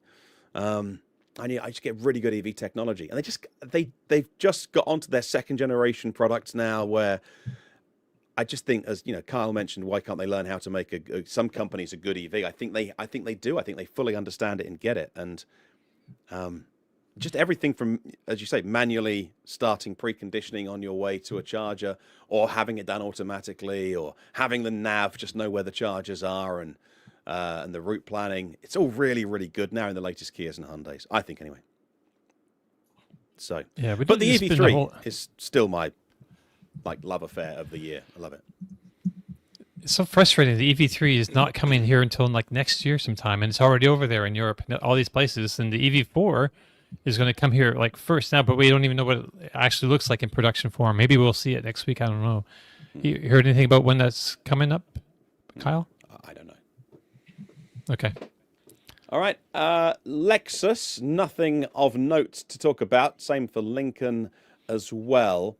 Lotus is really interesting. The Electra debuted a couple of years ago now, and it should be on sale in the US by now. But some US dealerships are, you can book a test drive in right now, and it sits on the electric premium architecture, upgraded version of Geely's SEA platform, 112 kilowatt hour battery pack, DC fast charging at 350 kilowatts. They threw everything at the Electra, and it's almost 1,000 horsepower, twin speed transmission, less than 3 seconds 0 to 60. It's going to start at more than $100,000, but yeah, I think they just threw everything at this. But this is an old video that we're watching right now, right? This is you drove this a long time ago. Like a year or more ago. What were your thoughts? Yeah, a year and a half ago. I don't think this car will ever come to the US. It says my Jacksonville dealership says they're scheduling a test drives. What was the they're price? all Euro spec cars. Yeah. So they have all Euro spec cars in the US right now, 50 of them or something. And they're built in China, right? So right. Double the price. Yeah, this is not a $300,000 car. Right. No, it's nice, but not that nice. It's cool. It's Alyssa's dream car, but not for 300 grand. 107, I believe, is what the price tag is on it. Yeah, for the base one. And then if you get the R, which is the one you want to even keep up with the Model 3, then you're into this thing for 170. Yeah. Right. And then you can double the price. So yeah, it's kind of we don't need to spend a whole lot of time on Lotus, I think, but because it's kind of a mystery. There's not really a whole lot of solid information out there, yeah. I like this, but not as a Lotus enthusiast, because I love Lotuses. This is not that. This really should have been called a Zeekr or a Lincoln Co. or something. It shouldn't have been called a Lotus. But as a car, it's really cool if you ignore the Lotus stuff. Like, it had super fast software, very Chinese, everything. It was like the closest. I mean, it is a Chinese car. And so it was like a really cool experience, especially a year and a half ago, to be like, holy smokes, what the heck is going on over there? And you look at the charging performance, and then a Maya charges even better. And, I would be shocked if this car comes to the US at this point. Even our local dealer, I was down there the other day looking at an Amira and talking to them about this car, and they were like, yeah, we don't know. Probably not. And I'm like, oh, Yeah. bummer. Man. Yeah. Okay. Well, we'll wait and see. But yeah, it's definitely affected by those Chinese tariffs, and that's the plan, is to make them in China. So, but there's always somebody that'll pay anything for anything, which is fine. Maserati should have their Gran Cabrio Folgore, which is luxury, convertible. 92.5 kilowatt hour battery, 83 kilowatt hours usable, 750 horsepower on this, and again 800 volt architecture, 270 kilowatt peak charge rate on the Maserati, and they only give us the 20 to 80% of 18 minutes. Please don't do that. Always do 10 to 80, and less than 300 miles on WLTP. So that's going to be low 200s EPA, and again it's a couple of $100,000 vehicle. So it's interesting. Maybe the Gran Turismo is more interesting. The hardtop version, sharing the same powertrain, should be on sale sometime in 2025. I don't know. We'll wait and see. Another super duper weak Stellantis brand, maybe at the lowest they've ever been. And but the car was cool. I drove it, and it actually drove great. So can't wait till these are 30 grand in a couple years. Nice. Yeah. Yeah, they're super expensive. Oh my God. What are they? $205,000 for this? Base. Like- and then you got to option Right. driver assistance. You got to option cooled seats, which are like $3 grand. You got to option everything. So it's going to be Really? $250,000 by the time you're done with it. It will have the highest depreciation of any car per mile that we've ever seen. It's going to be amazing. Man. Yeah, I would just wait and get the Polestar 6 at that price point, basically. If you're The- going to the spend thing $250,000 on a car, might as well get something that competently, with you have confidence in the powertrain at least. They just, just like I said, wait 3 years, 5 years. This thing's going to be dirt cheap. We've seen it from other Maseratis. It follows the formula. Luxury cars depreciating is nothing new, but Maserati's on a whole nother stratosphere. Really is. I'm having a look at the moment to see if it's on. They have anything in- the hard top is in- coming as yeah. well. The Gran Turismo Folgore, supposed to be this year. I don't know. It's already like been out. but yeah, it said it was coming out in 2023, but I haven't seen any. I couldn't find any like new or used examples on like cars.com or anything. They're at dealers. Okay, I mean, it's hard to really tell. Let's Just from see. without going to a Maserati dealer and looking like on a showroom floor. Maybe only in Europe. I definitely saw one on the road in Germany and at the dealer for sale. Okay, Yeah. And- Months ago. Over here, Right, the so- Grecale is $98,000, and the Gran yeah, Turismo. Grecale is already on sale here. I found some of those used. And the Gran Not Turismo. the electric one. Yeah, I think it was a Grecale Folgore. Really? Okay. Gregale Folgore, I don't think has gone yet. Uh, I do think a you may quick have look. seen the Grecale. What's the fast one called? Trofeo. Yeah. yeah, and then we have some expensive ones over here on sale. So yeah, it's out there. Okay, sorry. I wonder. Okay, all right. Let's move on. And so, Mazda, what are you going to do with EVs then, Mazda? Mazda's first foray into the EVs in the US was the MX-30, which I thought looked really interesting and was a sales disaster. But at least it didn't go into double figures on EPA. It still got 100 miles EPA. That would have been a disaster to do 99 miles if it had dipped just one below. So, Mazda North America CEO said that they're going to bring a new EV to the US in 2025. It'll be an existing nameplate. It'll be a crossover. Is that the CX-5? We don't know. But Mazda are completely at a standing start in terms of their EVs. The MX-30 was kind of looked nice and was was interesting in some ways, was a terrible, objectively electric vehicle, but, you know, somebody bought one, and hopefully they like their car. We always hope they like their cars. So we'll wait and see. CX-5 all electric, I don't know. We'll wait and see for Mazda.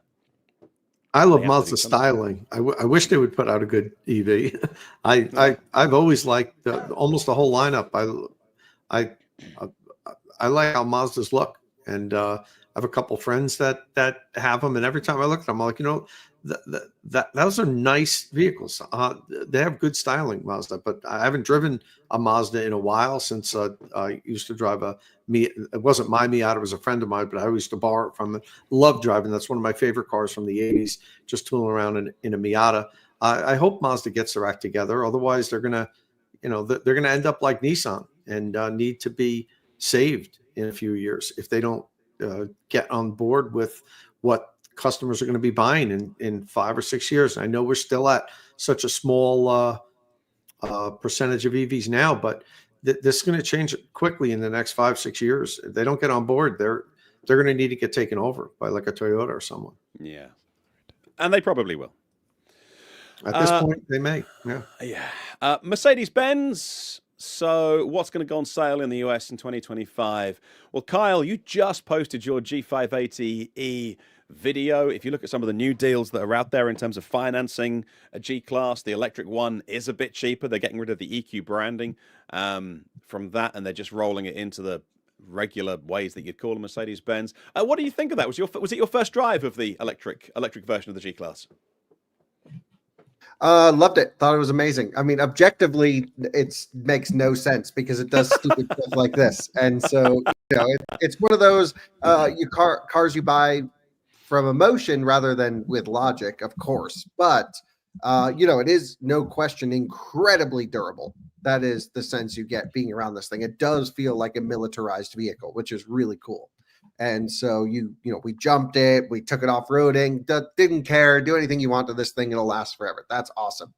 And I mean, it's a car that I'm not here to convince anyone to buy because they are probably not going to have a hard time selling these. And G-Wagons they've always made one less G-Wagon than the market demands, and many less than that. And they've always gone for sticker or over. Currently, the market is sticker price on these right now. They were available in 2024 for sale, and delivery started last year, and they will continue into this year, of course. And technically on paper, nothing is good. It's incredibly inefficient. It has pretty okay charging, just kind of like a flat 200 kilowatt curve, nothing crazy. But then you think about how it's engineered, and it's designed to run at top speed down the Autobahn and DC fast charged consecutively for its entire life cycle. And that's how they spec the durability requirements. And you go, oh, okay, that's pretty cool. And so, it's just a tank, and it's awesome. And it makes no sense to buy this car, and that's why it's so cool. I think it's going to be pretty popular amongst G car owners or drivers. The existing. It looks like how it should look, and it performs like how it should perform, and they've not done anything stupid with it. So, and really well engineered, and they know how to make EVs. Yeah, I mean, it's just like take all the EQ stuff, put it in a G-Wagon, make it ultra rugged. And they have like an inch thick carbon reinforced polymer skid plate under the entire vehicle. It's like a few 100 pounds of carbon. It's crazy. It's just amazing. Wow. So, everything about this is wild. But then it actually is really fun to drive, and it's fast. And I took it up in the canyons and was very impressed with the handling, considering it's still a solid rear axle and, old school in its design, but that's the intention. And it's missing so many things that we ding every other EV for: dog mode, mediocre charging, mediocre range. It's just objectively everything here is not it, but it does the cool thing that just makes all of that, just wash away. And it's an electric G-Wagon, and you're either into it and you're not. But I've always been a G-Class enthusiast forever, not for the showing off and going to Erewhon in LA, but for the durability and the off-roadiness and the ruggedness of it. That's what I love about it. Yeah. Yeah, it's very cool. Let's talk Nissan next. Oh wait, And- one last question. go I'm on, sorry. go on. What about Mercedes CLA? Okay, Mercedes Next year, CLA. it's next year, 2026. It's 26. Oh man, Oh, bummer. would that not I'm sell in really the US? excited for. That would sell in the US. Yeah, that's going to be really cool. Yeah, it's taking all their efficiency learnings and stick it in a new car, and it looks like so much nicer than the EQS and the EQEs. You know, that like they're Yeah. It's not even like the CLA that I'm excited for, but it's for the debut of the next gen EV tech from them. It's the ultra high performance, crazy fast charging EVA 2, I think they're calling it, but whatever the platform's going to be, you know, it's just like G-Wagons have always been old and bad with tech. And like, that's fine that it came out like that because that's what the car stands for. But that's the only vehicle that gets a pass in the Mercedes lineup. Everything else needs to be like CLA level, you know, crazy efficient, crazy high power charging, crazy driver assistance, all that stuff. Mm. I mean, DQ stuff isn't bad, but it's definitely they need to say if it's Mercedes, you need to have, you know, you need to be class leading or right up there at the front of the pack. Yeah, the market has spoken that it's not desirable. None of the EQ Yeah. Right. stuff is desirable. The G class is the most desirable of their electrics. That's not to say they're bad. I agree, Dominic. They No. actually did a fantastic job, I thought, with software and route planning and integration and plug and charge and like just the process of what you need to do for an EV. They like actually did all that and maybe did in some areas better than anyone else. But no one cares. No one wants them. So by the look of it, CLA will have a couple of battery sizes as well, an LFP 58 kilowatt hour pack, but also an 85 kilowatt hour pack, 800 volt architecture, at least for the high performance ones, and maybe even 300 kilowatt plus DC fast charging. So there's a lot they could come with that would be really impressive. Shame it wouldn't be out in 2025, but it would be in Europe. So we'll get you some thoughts on that. Right, Nissan. Oh, Nissan, what are you doing? Nissan Leaf so the Nissan Leaf made in 3 places around the world, obviously in Japan, obviously the US, and here in the UK, in the Northeast. In Sunderland, big Nissan plant here, and it's right over the road from the battery factory. And there's literally an overpass to move all the stuff across the main road. So it's all in one central hub. And Nissan had such a head start, and so much love, and so many people would love to buy a new Nissan Leaf. But what do we know about the new Nissan Leaf? Well, it's coming really soon. Obviously, it's going to be a crossover because everything's a crossover. And it's going to be on the same platform as the Nissan Ariya. Again, not a bad vehicle, but I just felt Nissan didn't love it very much. So then why should we fall in love with it when they can't even really properly either promote it or, you know, just put the full weight behind that vehicle? So yes, it'll have more range. We think maybe 265 miles of range on the new Nissan Leaf. And we think production starts at least in Q1 or Q2 in the northeast of the UK at the big Sunderland plant here. But what do we know about it? Very, very little from my perspective. You guys know more. I just really want Nissan to just get behind it and for this to be a big seller. And for it, you know, we think it's called Leaf. Last I heard, not changing the name of it. But man, they had such a head start. They're so quiet about this car. This is like a big deal for them, and there's nothing. I mean, this comes out this year, and you know, I would expect they at least have seen, you know, a concept or maybe the production version, some unveiling. But there's nothing out there, is there? Anybody know anything about this Not car? that I've seen. No. Maybe they No, it's learned like a little from the Ariya, how they were talking about it for so long in advance that people, like, by the time it came out, it was like it was old news. And all the other crossovers in that category all were like introduced and launched in the middle of, you know, the Ariya being introduced and then launched. So maybe they're just laying low on it. We know that Nissan has a lot of issues right now. They're going through some severe financial problems. Maybe it was because of their financial problems, Dom, it was put on hold for a little while until they figure out what, you know, where they're going to be at. We don't know at this point. But it is a shame, to your point, that, you know, to Martin's point, I think that, you know, Nissan was really a leader in this. They're the first company to put out, you know, an affordable, fully electric vehicle back in 2010, I guess it was. the Leaf. And, it's a shame how they have fallen with regards to the market, how the market's passed them, where they were like, a leader back then, even if the first generation Leaf was really deficient. And I still hold to the fact that I believe it actually hurt the industry with not having any type of thermal management system. It started off being the first electric vehicle that, was launched and had a lot of problems with battery longevity because of overheating and so forth. So while I got to give them credit for being the first company to come out and make an affordable, fully electric car, I also have to ding them on the fact that it was under-engineered, and I think it gave EVs a bad name. So we'll see where they go. It's going to be an interesting year for Nissan with this merger with Honda. Yeah, I hope they get the lease pricing right on this and just put it out there, promote it really well, and it could do well. But we'll wait and see. They've been shifting the last of the Leafs over here for about 135 or 138 pounds a month, with not too much down on a lease at the moment. It's just getting rid of the last Leafs that they've got to get rid of. And honestly, if you don't mind CHAdeMO and you want a new vehicle in your driveway to give you safe, reliable mobility to get to your workplace and take your family places, I still like the Nissan Leaf at the right price. I don't like it at the wrong price, but I like it at the right price. And I still would recommend it. I'd still have one personally. I don't need the DC fast charge. So, but if you do, then it wouldn't be for you, but there we go. What should we talk about? Oh, Polestar. Polestar are doing loads of TV advertising at the moment over here. Polestar's a curious one. Here too. Pushing the 4 actually over here on all the sports channels. And so I see loads of ads for Polestar 4. Polestar 5 is what we should talk about, though. We think it'll be out. Oh, wait. I'm sorry to interrupt, Martin. Polestar 4 still isn't here yet. Oh, what? Really? Yeah. What? We don't have Polestar 4 yet. I get so confused about what's made and what's not made. And okay, right. Polestar 4 is coming in 2025. Yeah. Maybe. Built in China.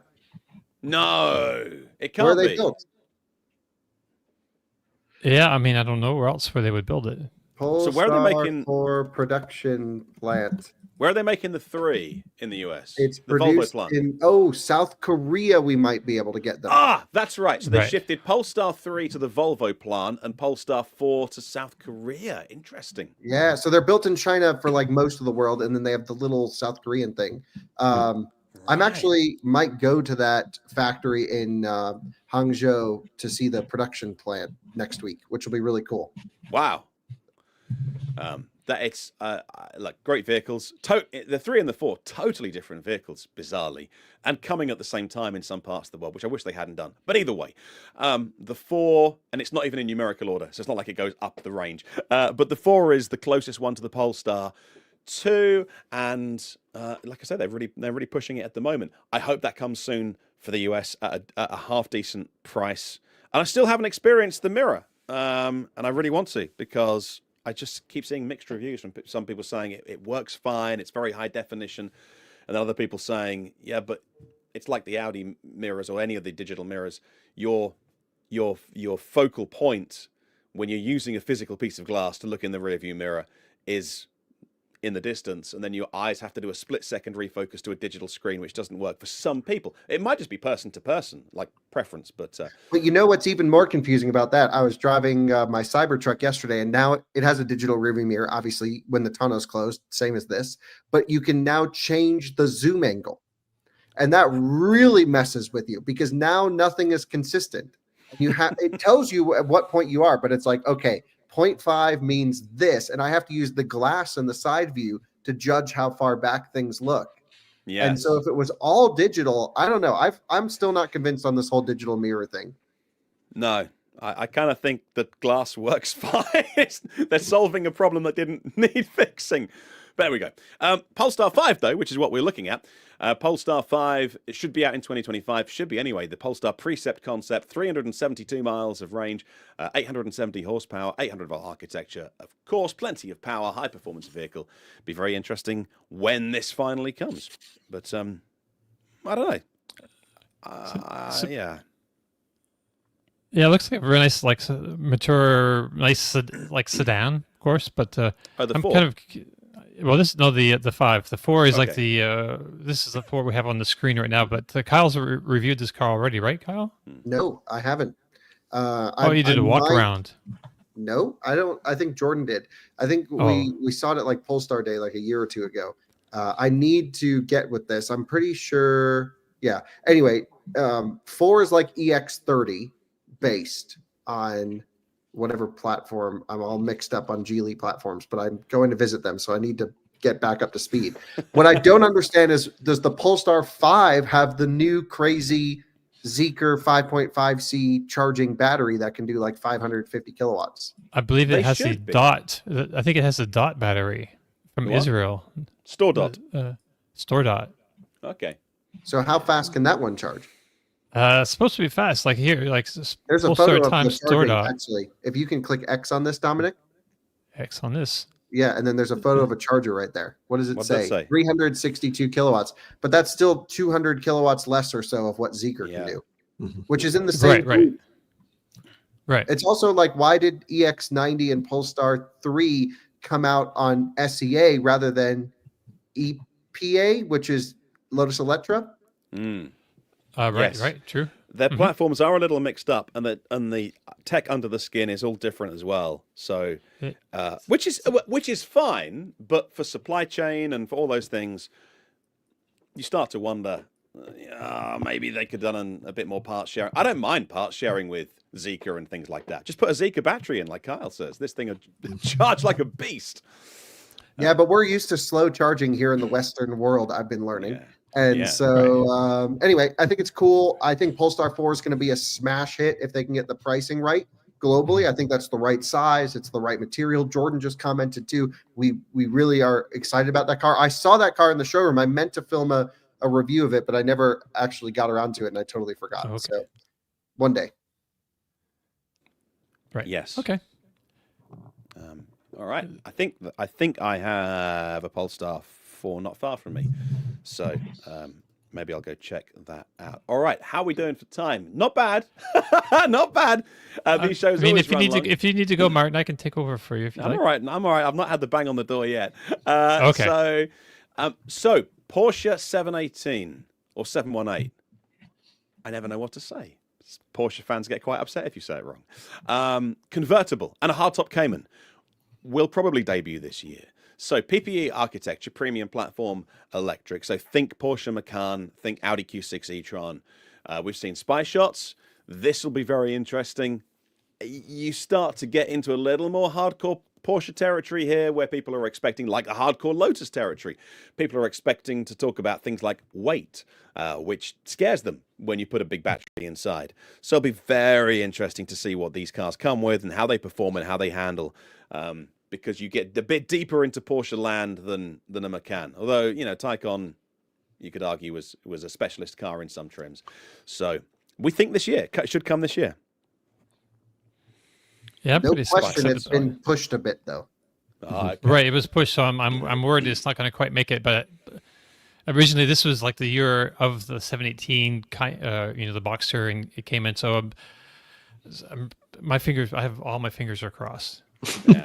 It's a car we all want. As driving Yeah. enthusiasts, this could be the closest to convince us that electric can be fun. I've yet to experience that feeling. I get into even a lame combustion car and I go, this is more enjoyable in the canyons. Just the nuanced nature of an engine. The fact that it isn't perfect makes it more enjoyable in a sense because you're working around some of those things. You're more involved with the driving process.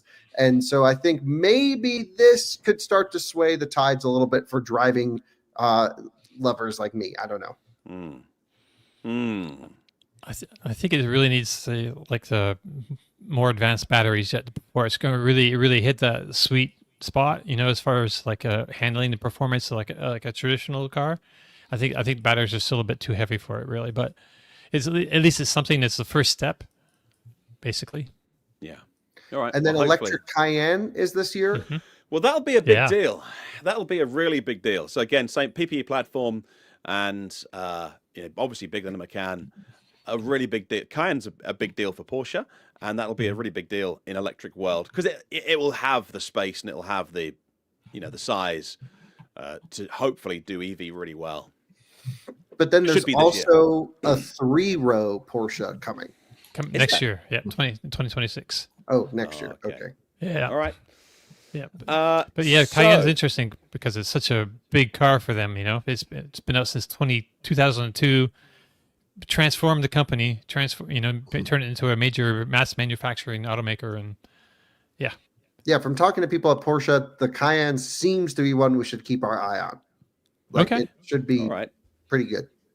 All right. Awesome. Well, in terms of the Ram 1500 Rev and the Ram Charger, it now looks as if they are prioritizing the Ram Charger a little bit more. Ram 1500 Rev originally scheduled to launch last year in 2024. They're now saying it's a 2025 vehicle along with the Ram Charger. But again, I wouldn't be surprised if they push the Ram Charger forward. So 2 battery versions on the Rev at least. And brace yourself, 168 kilowatt hour pack or 229 kilowatt hour pack. They claim 500 miles of range. I mean, it's got all the battery, so they've just thrown battery at it. Fair enough. I honestly think, and you know, for the use case of people who want to tow or use these vehicles, I do think the Ram Charger could be really compelling. 92 kilowatt hour pack, 3.6 litre V6. I'm all up for all electric trucks, as you know, but I don't know. Do we have to eat all of the cake at once? Let's just take a piece at a time. And it just seems like stick with combustion for certain use cases. So I don't know which one comes first. Rev looks interesting, massive batteries, Ram Charger, won't have any problems doing anything with it that you want. Complete utility, like-for-like vehicle with your combustion vehicles. It's just going to, in fact, even better in terms of payload and towing and all those kind of things. Love I it. think- More batteries. We need trucks with 300 kilowatt hour batteries for towing. Let's go. Throw them in there. It's America. But Kyle, you'd probably rather see the Ram Charger than the Ram Rev, right? Like, I don't know what the difference is.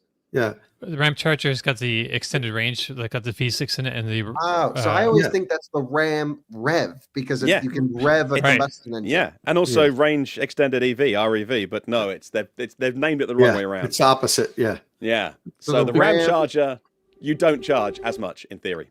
So the Ram Charger needs less charging. Yeah. They Yes. called it yeah. Or Well, you like could a look killer- at it as it's a Ram that charges itself. So, Yeah. the Yeah, Ram great. Charger, Okay. No. Well, I was really excited for this until I drove the actual Charger, and then I went, oh wow, they really have no idea what they're doing. There's no route planning, the one pedal drive, so all the like they're just not ready for electric. And I don't know if this has any of those issues. I'm just not interested at all.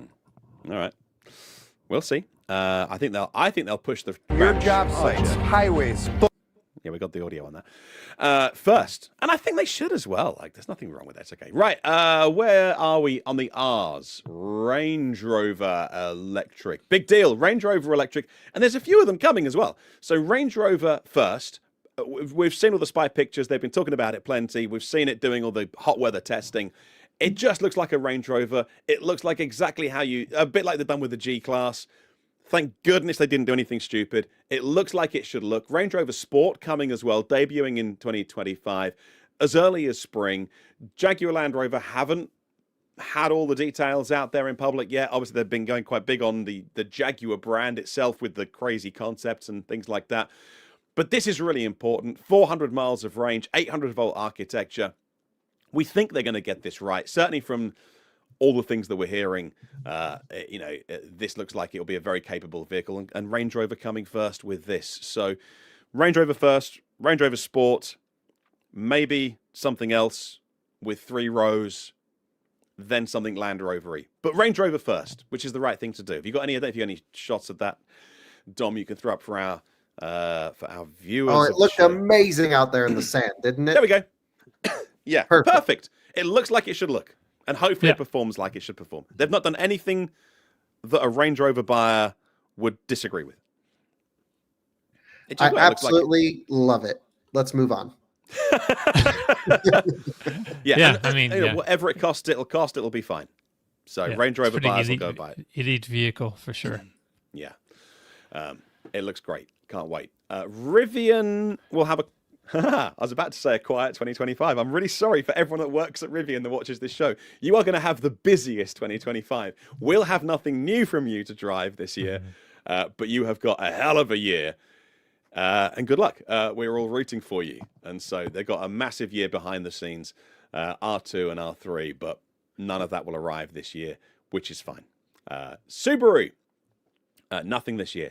Tesla continue to confuse me because all of the indications are there is a new small Tesla coming based on their existing small car platform, but they're so quiet about it, and it's all come from really weird places. Like it's the least Tesla product launch they've ever done. Like every new Tesla we've had a really long ramp to, it'll be done with the CEO on stage and a lot of fanfare. And this has kind of come from like financial briefings and analyst calls, and I'm still really unclear on what this $30,000 cheap Tesla based on the existing small car platform will be called, what it will be, what the range is targeted. I just don't know. I think on the last show that I was on, which was 3 weeks ago, I had a couple of Tesla fans say it's really clear you're just being stupid. So I'm sorry if I'm being stupid. Like they had it very clear in their mind. There's a new car coming in the first half of 2025, which will be the equivalent Model 2. But anyway. Yeah, no one seems to know what this is. So it's up to anybody. People saying, "Oh, it's a Model 3 with a smaller battery, or it's a Model Y with a smaller battery." I think it could be possibly like the autonomous car, but with a steering wheel. So pretty basic. It won't be though. Yeah. It's not going to be a 2-seat car. No, it would have to have 4 seats. They're not adding. Right. Yeah, there's no room for 4 seats in that car. It needs to be a sedan.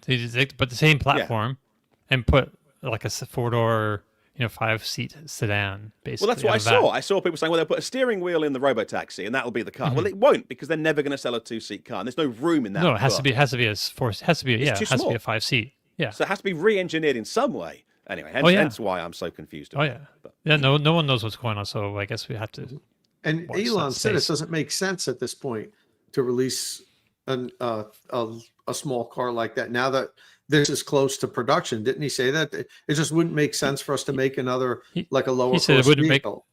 Wouldn't make sense to make it like a $22,000 or maybe $25,000 car. I think he was trying to say, but this would be like more like $30,000 or something. So which I think you really want a cheap Tesla, just buy a used Model 3 for $15,000 and call exactly. it Exactly. I would do that. This isn't a news show, but we'll get back to our news at some point. Tesla missed beating 2023's full year numbers by a smidge. It wasn't a lot. They were down, which marks the first time Tesla has been down year on year in the history of the company. But it wasn't a lot, given that 2024 was brutal for the car industry in so many ways, insurance rates and getting product out there. But yes, they missed it, but I don't think by very much. They did an amazing job with different offers, whether that's free supercharging, whether it's finance deals, whether it's 1.99% or 2% interest rates, which we've seen. We've seen free supercharging. And we've seen some really good deals if you could take delivery by the end of the year. Tesla UK were really, I was getting emails like quite regularly on the mailing list being like, "Hey, do you want a Model Y? Here's the finance deal. Get it by the end of December." So they were really pushing it. They didn't miss it by much. And I think that's as good as a win in the climate we've had for the last 12 months. So well done, Tesla. What we are also, a couple other things. A lot of people started to hate Elon this year. Yeah. And then also they've opened up their charging network to many automakers. So now it's much easier to drive a non-Tesla on trips these days than it was just a year ago. Right. But you can look at the sales over the last few years. Every year it's going up like 30, 40% up until this year, and then all of a sudden, instead of going up, it's going down slightly. So, man, it doesn't. They really need to get some. I don't know what they need to do. Well, I know what they need to do, but it had to at some point. It couldn't sustain the growth that they were doing every year. At some point, things were going to level off. They need to have more newer product out there as well. For one thing, amongst all the other things, should make good should Right. give them some headway this year. That, Yeah, that but should that's that the should bigger be a deal. huge in this year. That's the bigger deal, and that's what no one's talking about, which is frustrating. Because that's what Tesla are really, really good at: engineering a great product like the Model Y that had clear deficiencies, but then coming out just like Highland, Juniper, which is the Model Y update, is arriving at the right time. They've got rid of all their existing stock at the end of 2024. Hopefully, they should come with it really soon, and it will. There's no reason why Juniper won't be a massively compelling update to the Model Y, the world's yeah. biggest selling car. Like it should just smash it. It will. I believe it will. Yeah. I'm just And so that's the curious big- what happens after that. Like we were talking about, like what do they have up their sleeve after this refresh? We've done Model 3 refresh. Now we SNX have Model. refresh. What's Yeah. that? You got to do Yeah, Model but S and X. They're old. Oh, they At- that at needs a their whole new price platform. points, That Kyle, needs a they're whole never going to new. be huge sellers. They're never going to move the needle that much at that price point. But so- they should be You're doing like asking 5 what should they times do what to they're stay doing. relevant. I mean, what I think. what's their next move to like invigorate sales and push them up to that 10 or 20% year-over-year increase beyond Or is Model the Y? sales non-car? Is Tesla becoming more energy, more robot, Right. more FSD, more not so much in the product itself? Mhm. Yeah. That's I a don't know if real they can make as legitimate much money question. doing that stuff. So Well, Yeah, I don't know. well, I we'll think see.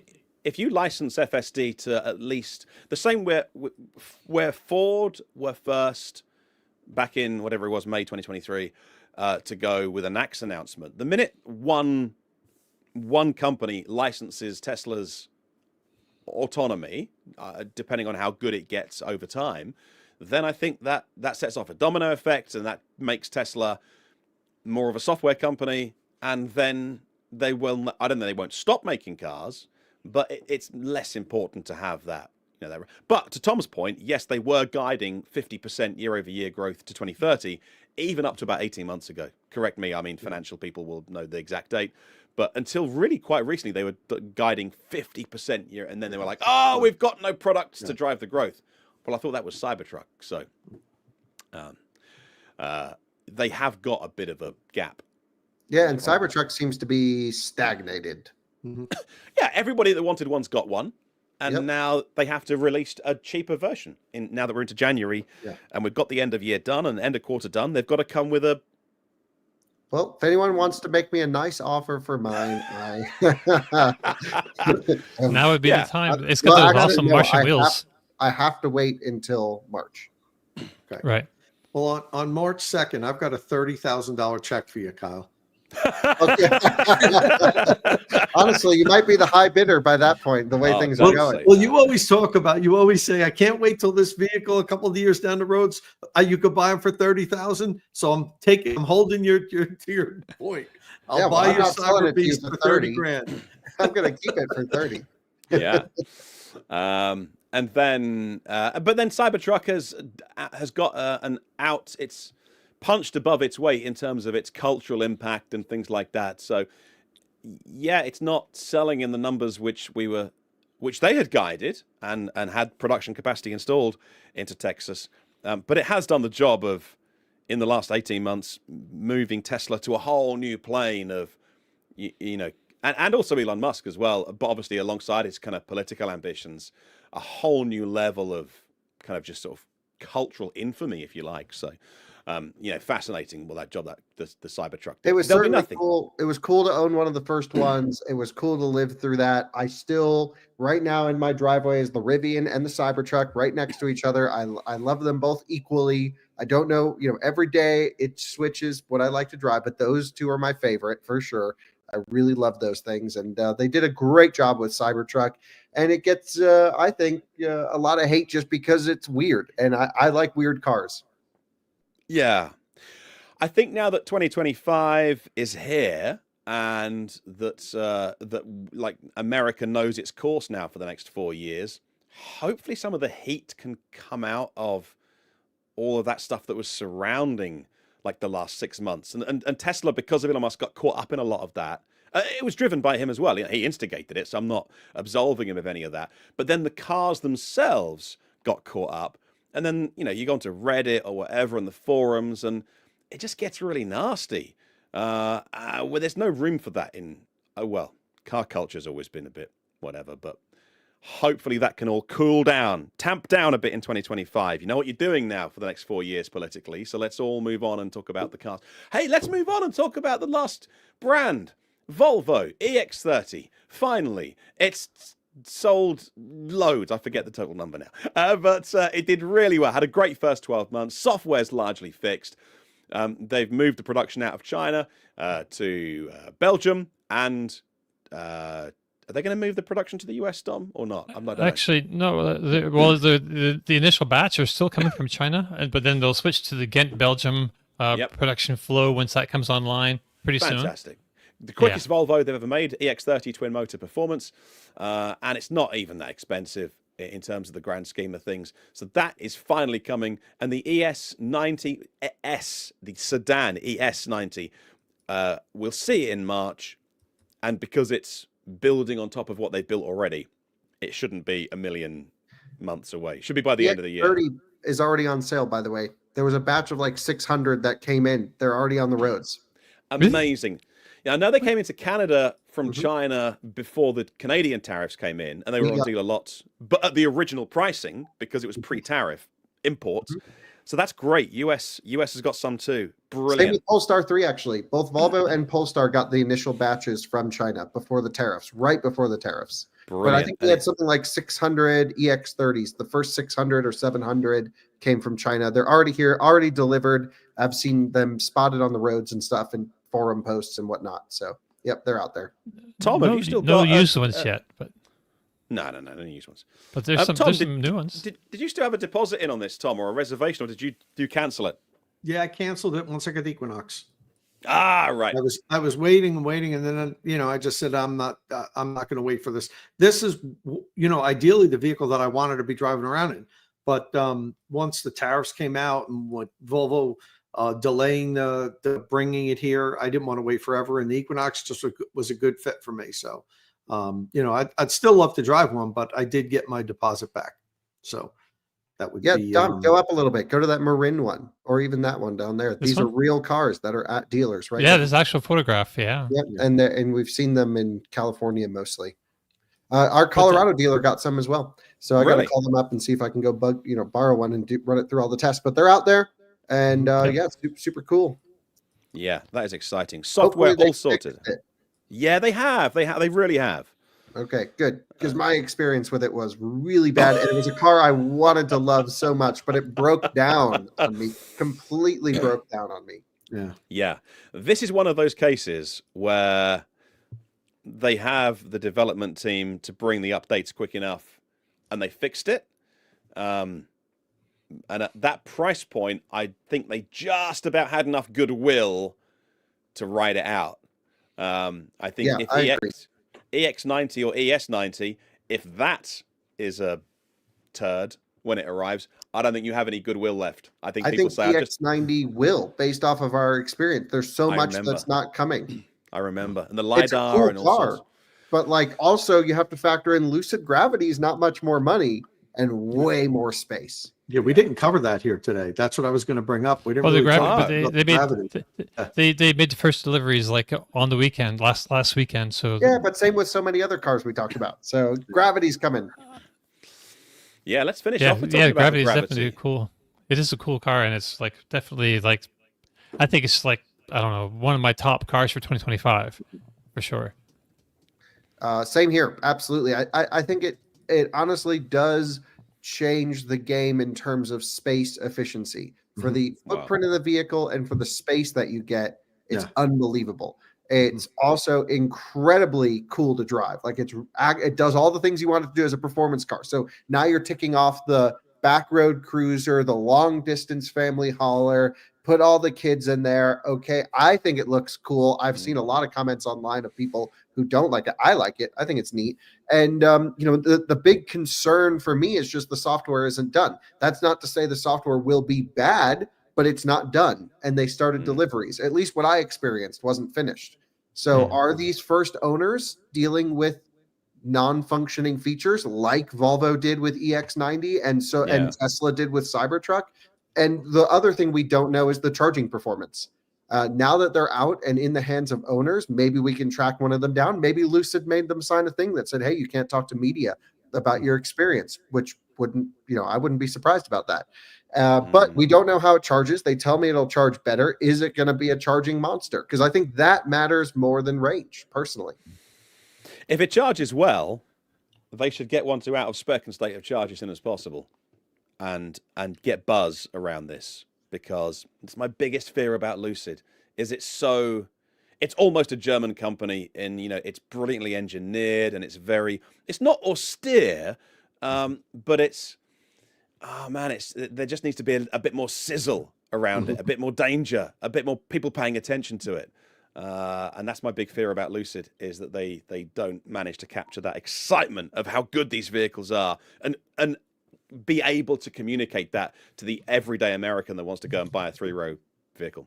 Yeah, it's a great point. Whenever you talk to someone at Lucid, from high up to down low, from basically a sales showroom to Peter Rawlinson, it's, we build the best cars in the world. These are better than everything. You're crazy for liking anything else. And that just annoys me.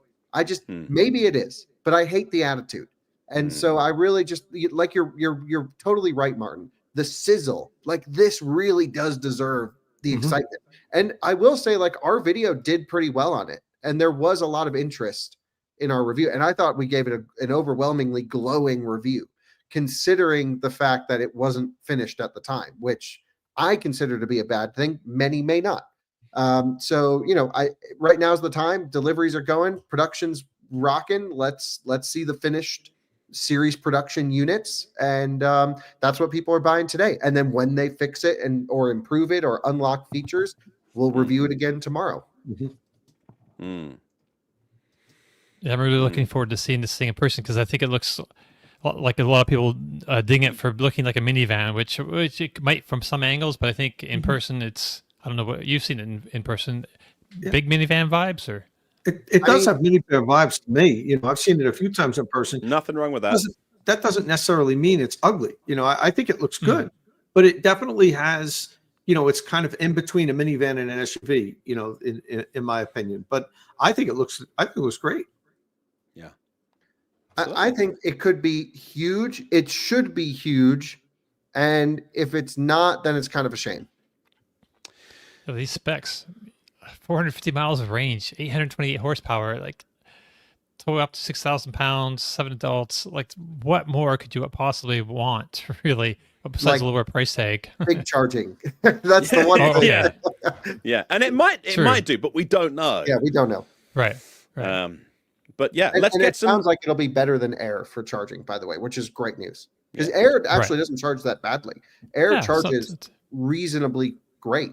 It just, we see these Chinese cars and Taycan and others with very high power dense cells doing crazy things, and we go, okay, can you just do that and the range? That would be cool.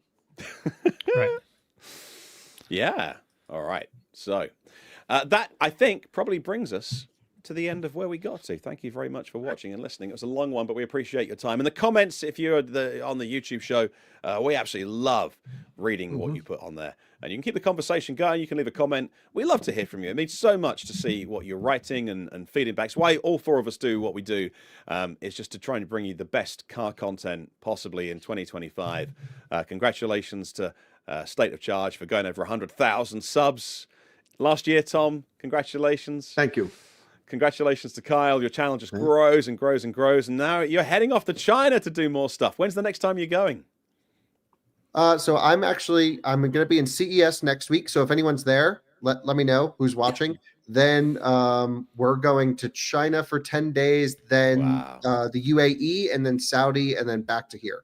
Wow. Just gets bigger and bigger. It's wonderful to see both your channels growing. And of course, we're here as well on Fridays and midweeks as well, doing what we do here as best we possibly can. So thank you very much for all of your support, and thank you in advance for anyone that watches and listens in 2025. Make sure you're subscribed to the channel and sharing the podcast with anybody who you think might get something out of it. Thank you very much for watching, and we will catch you on the next one. Hey, Dom, say ciao. Oh.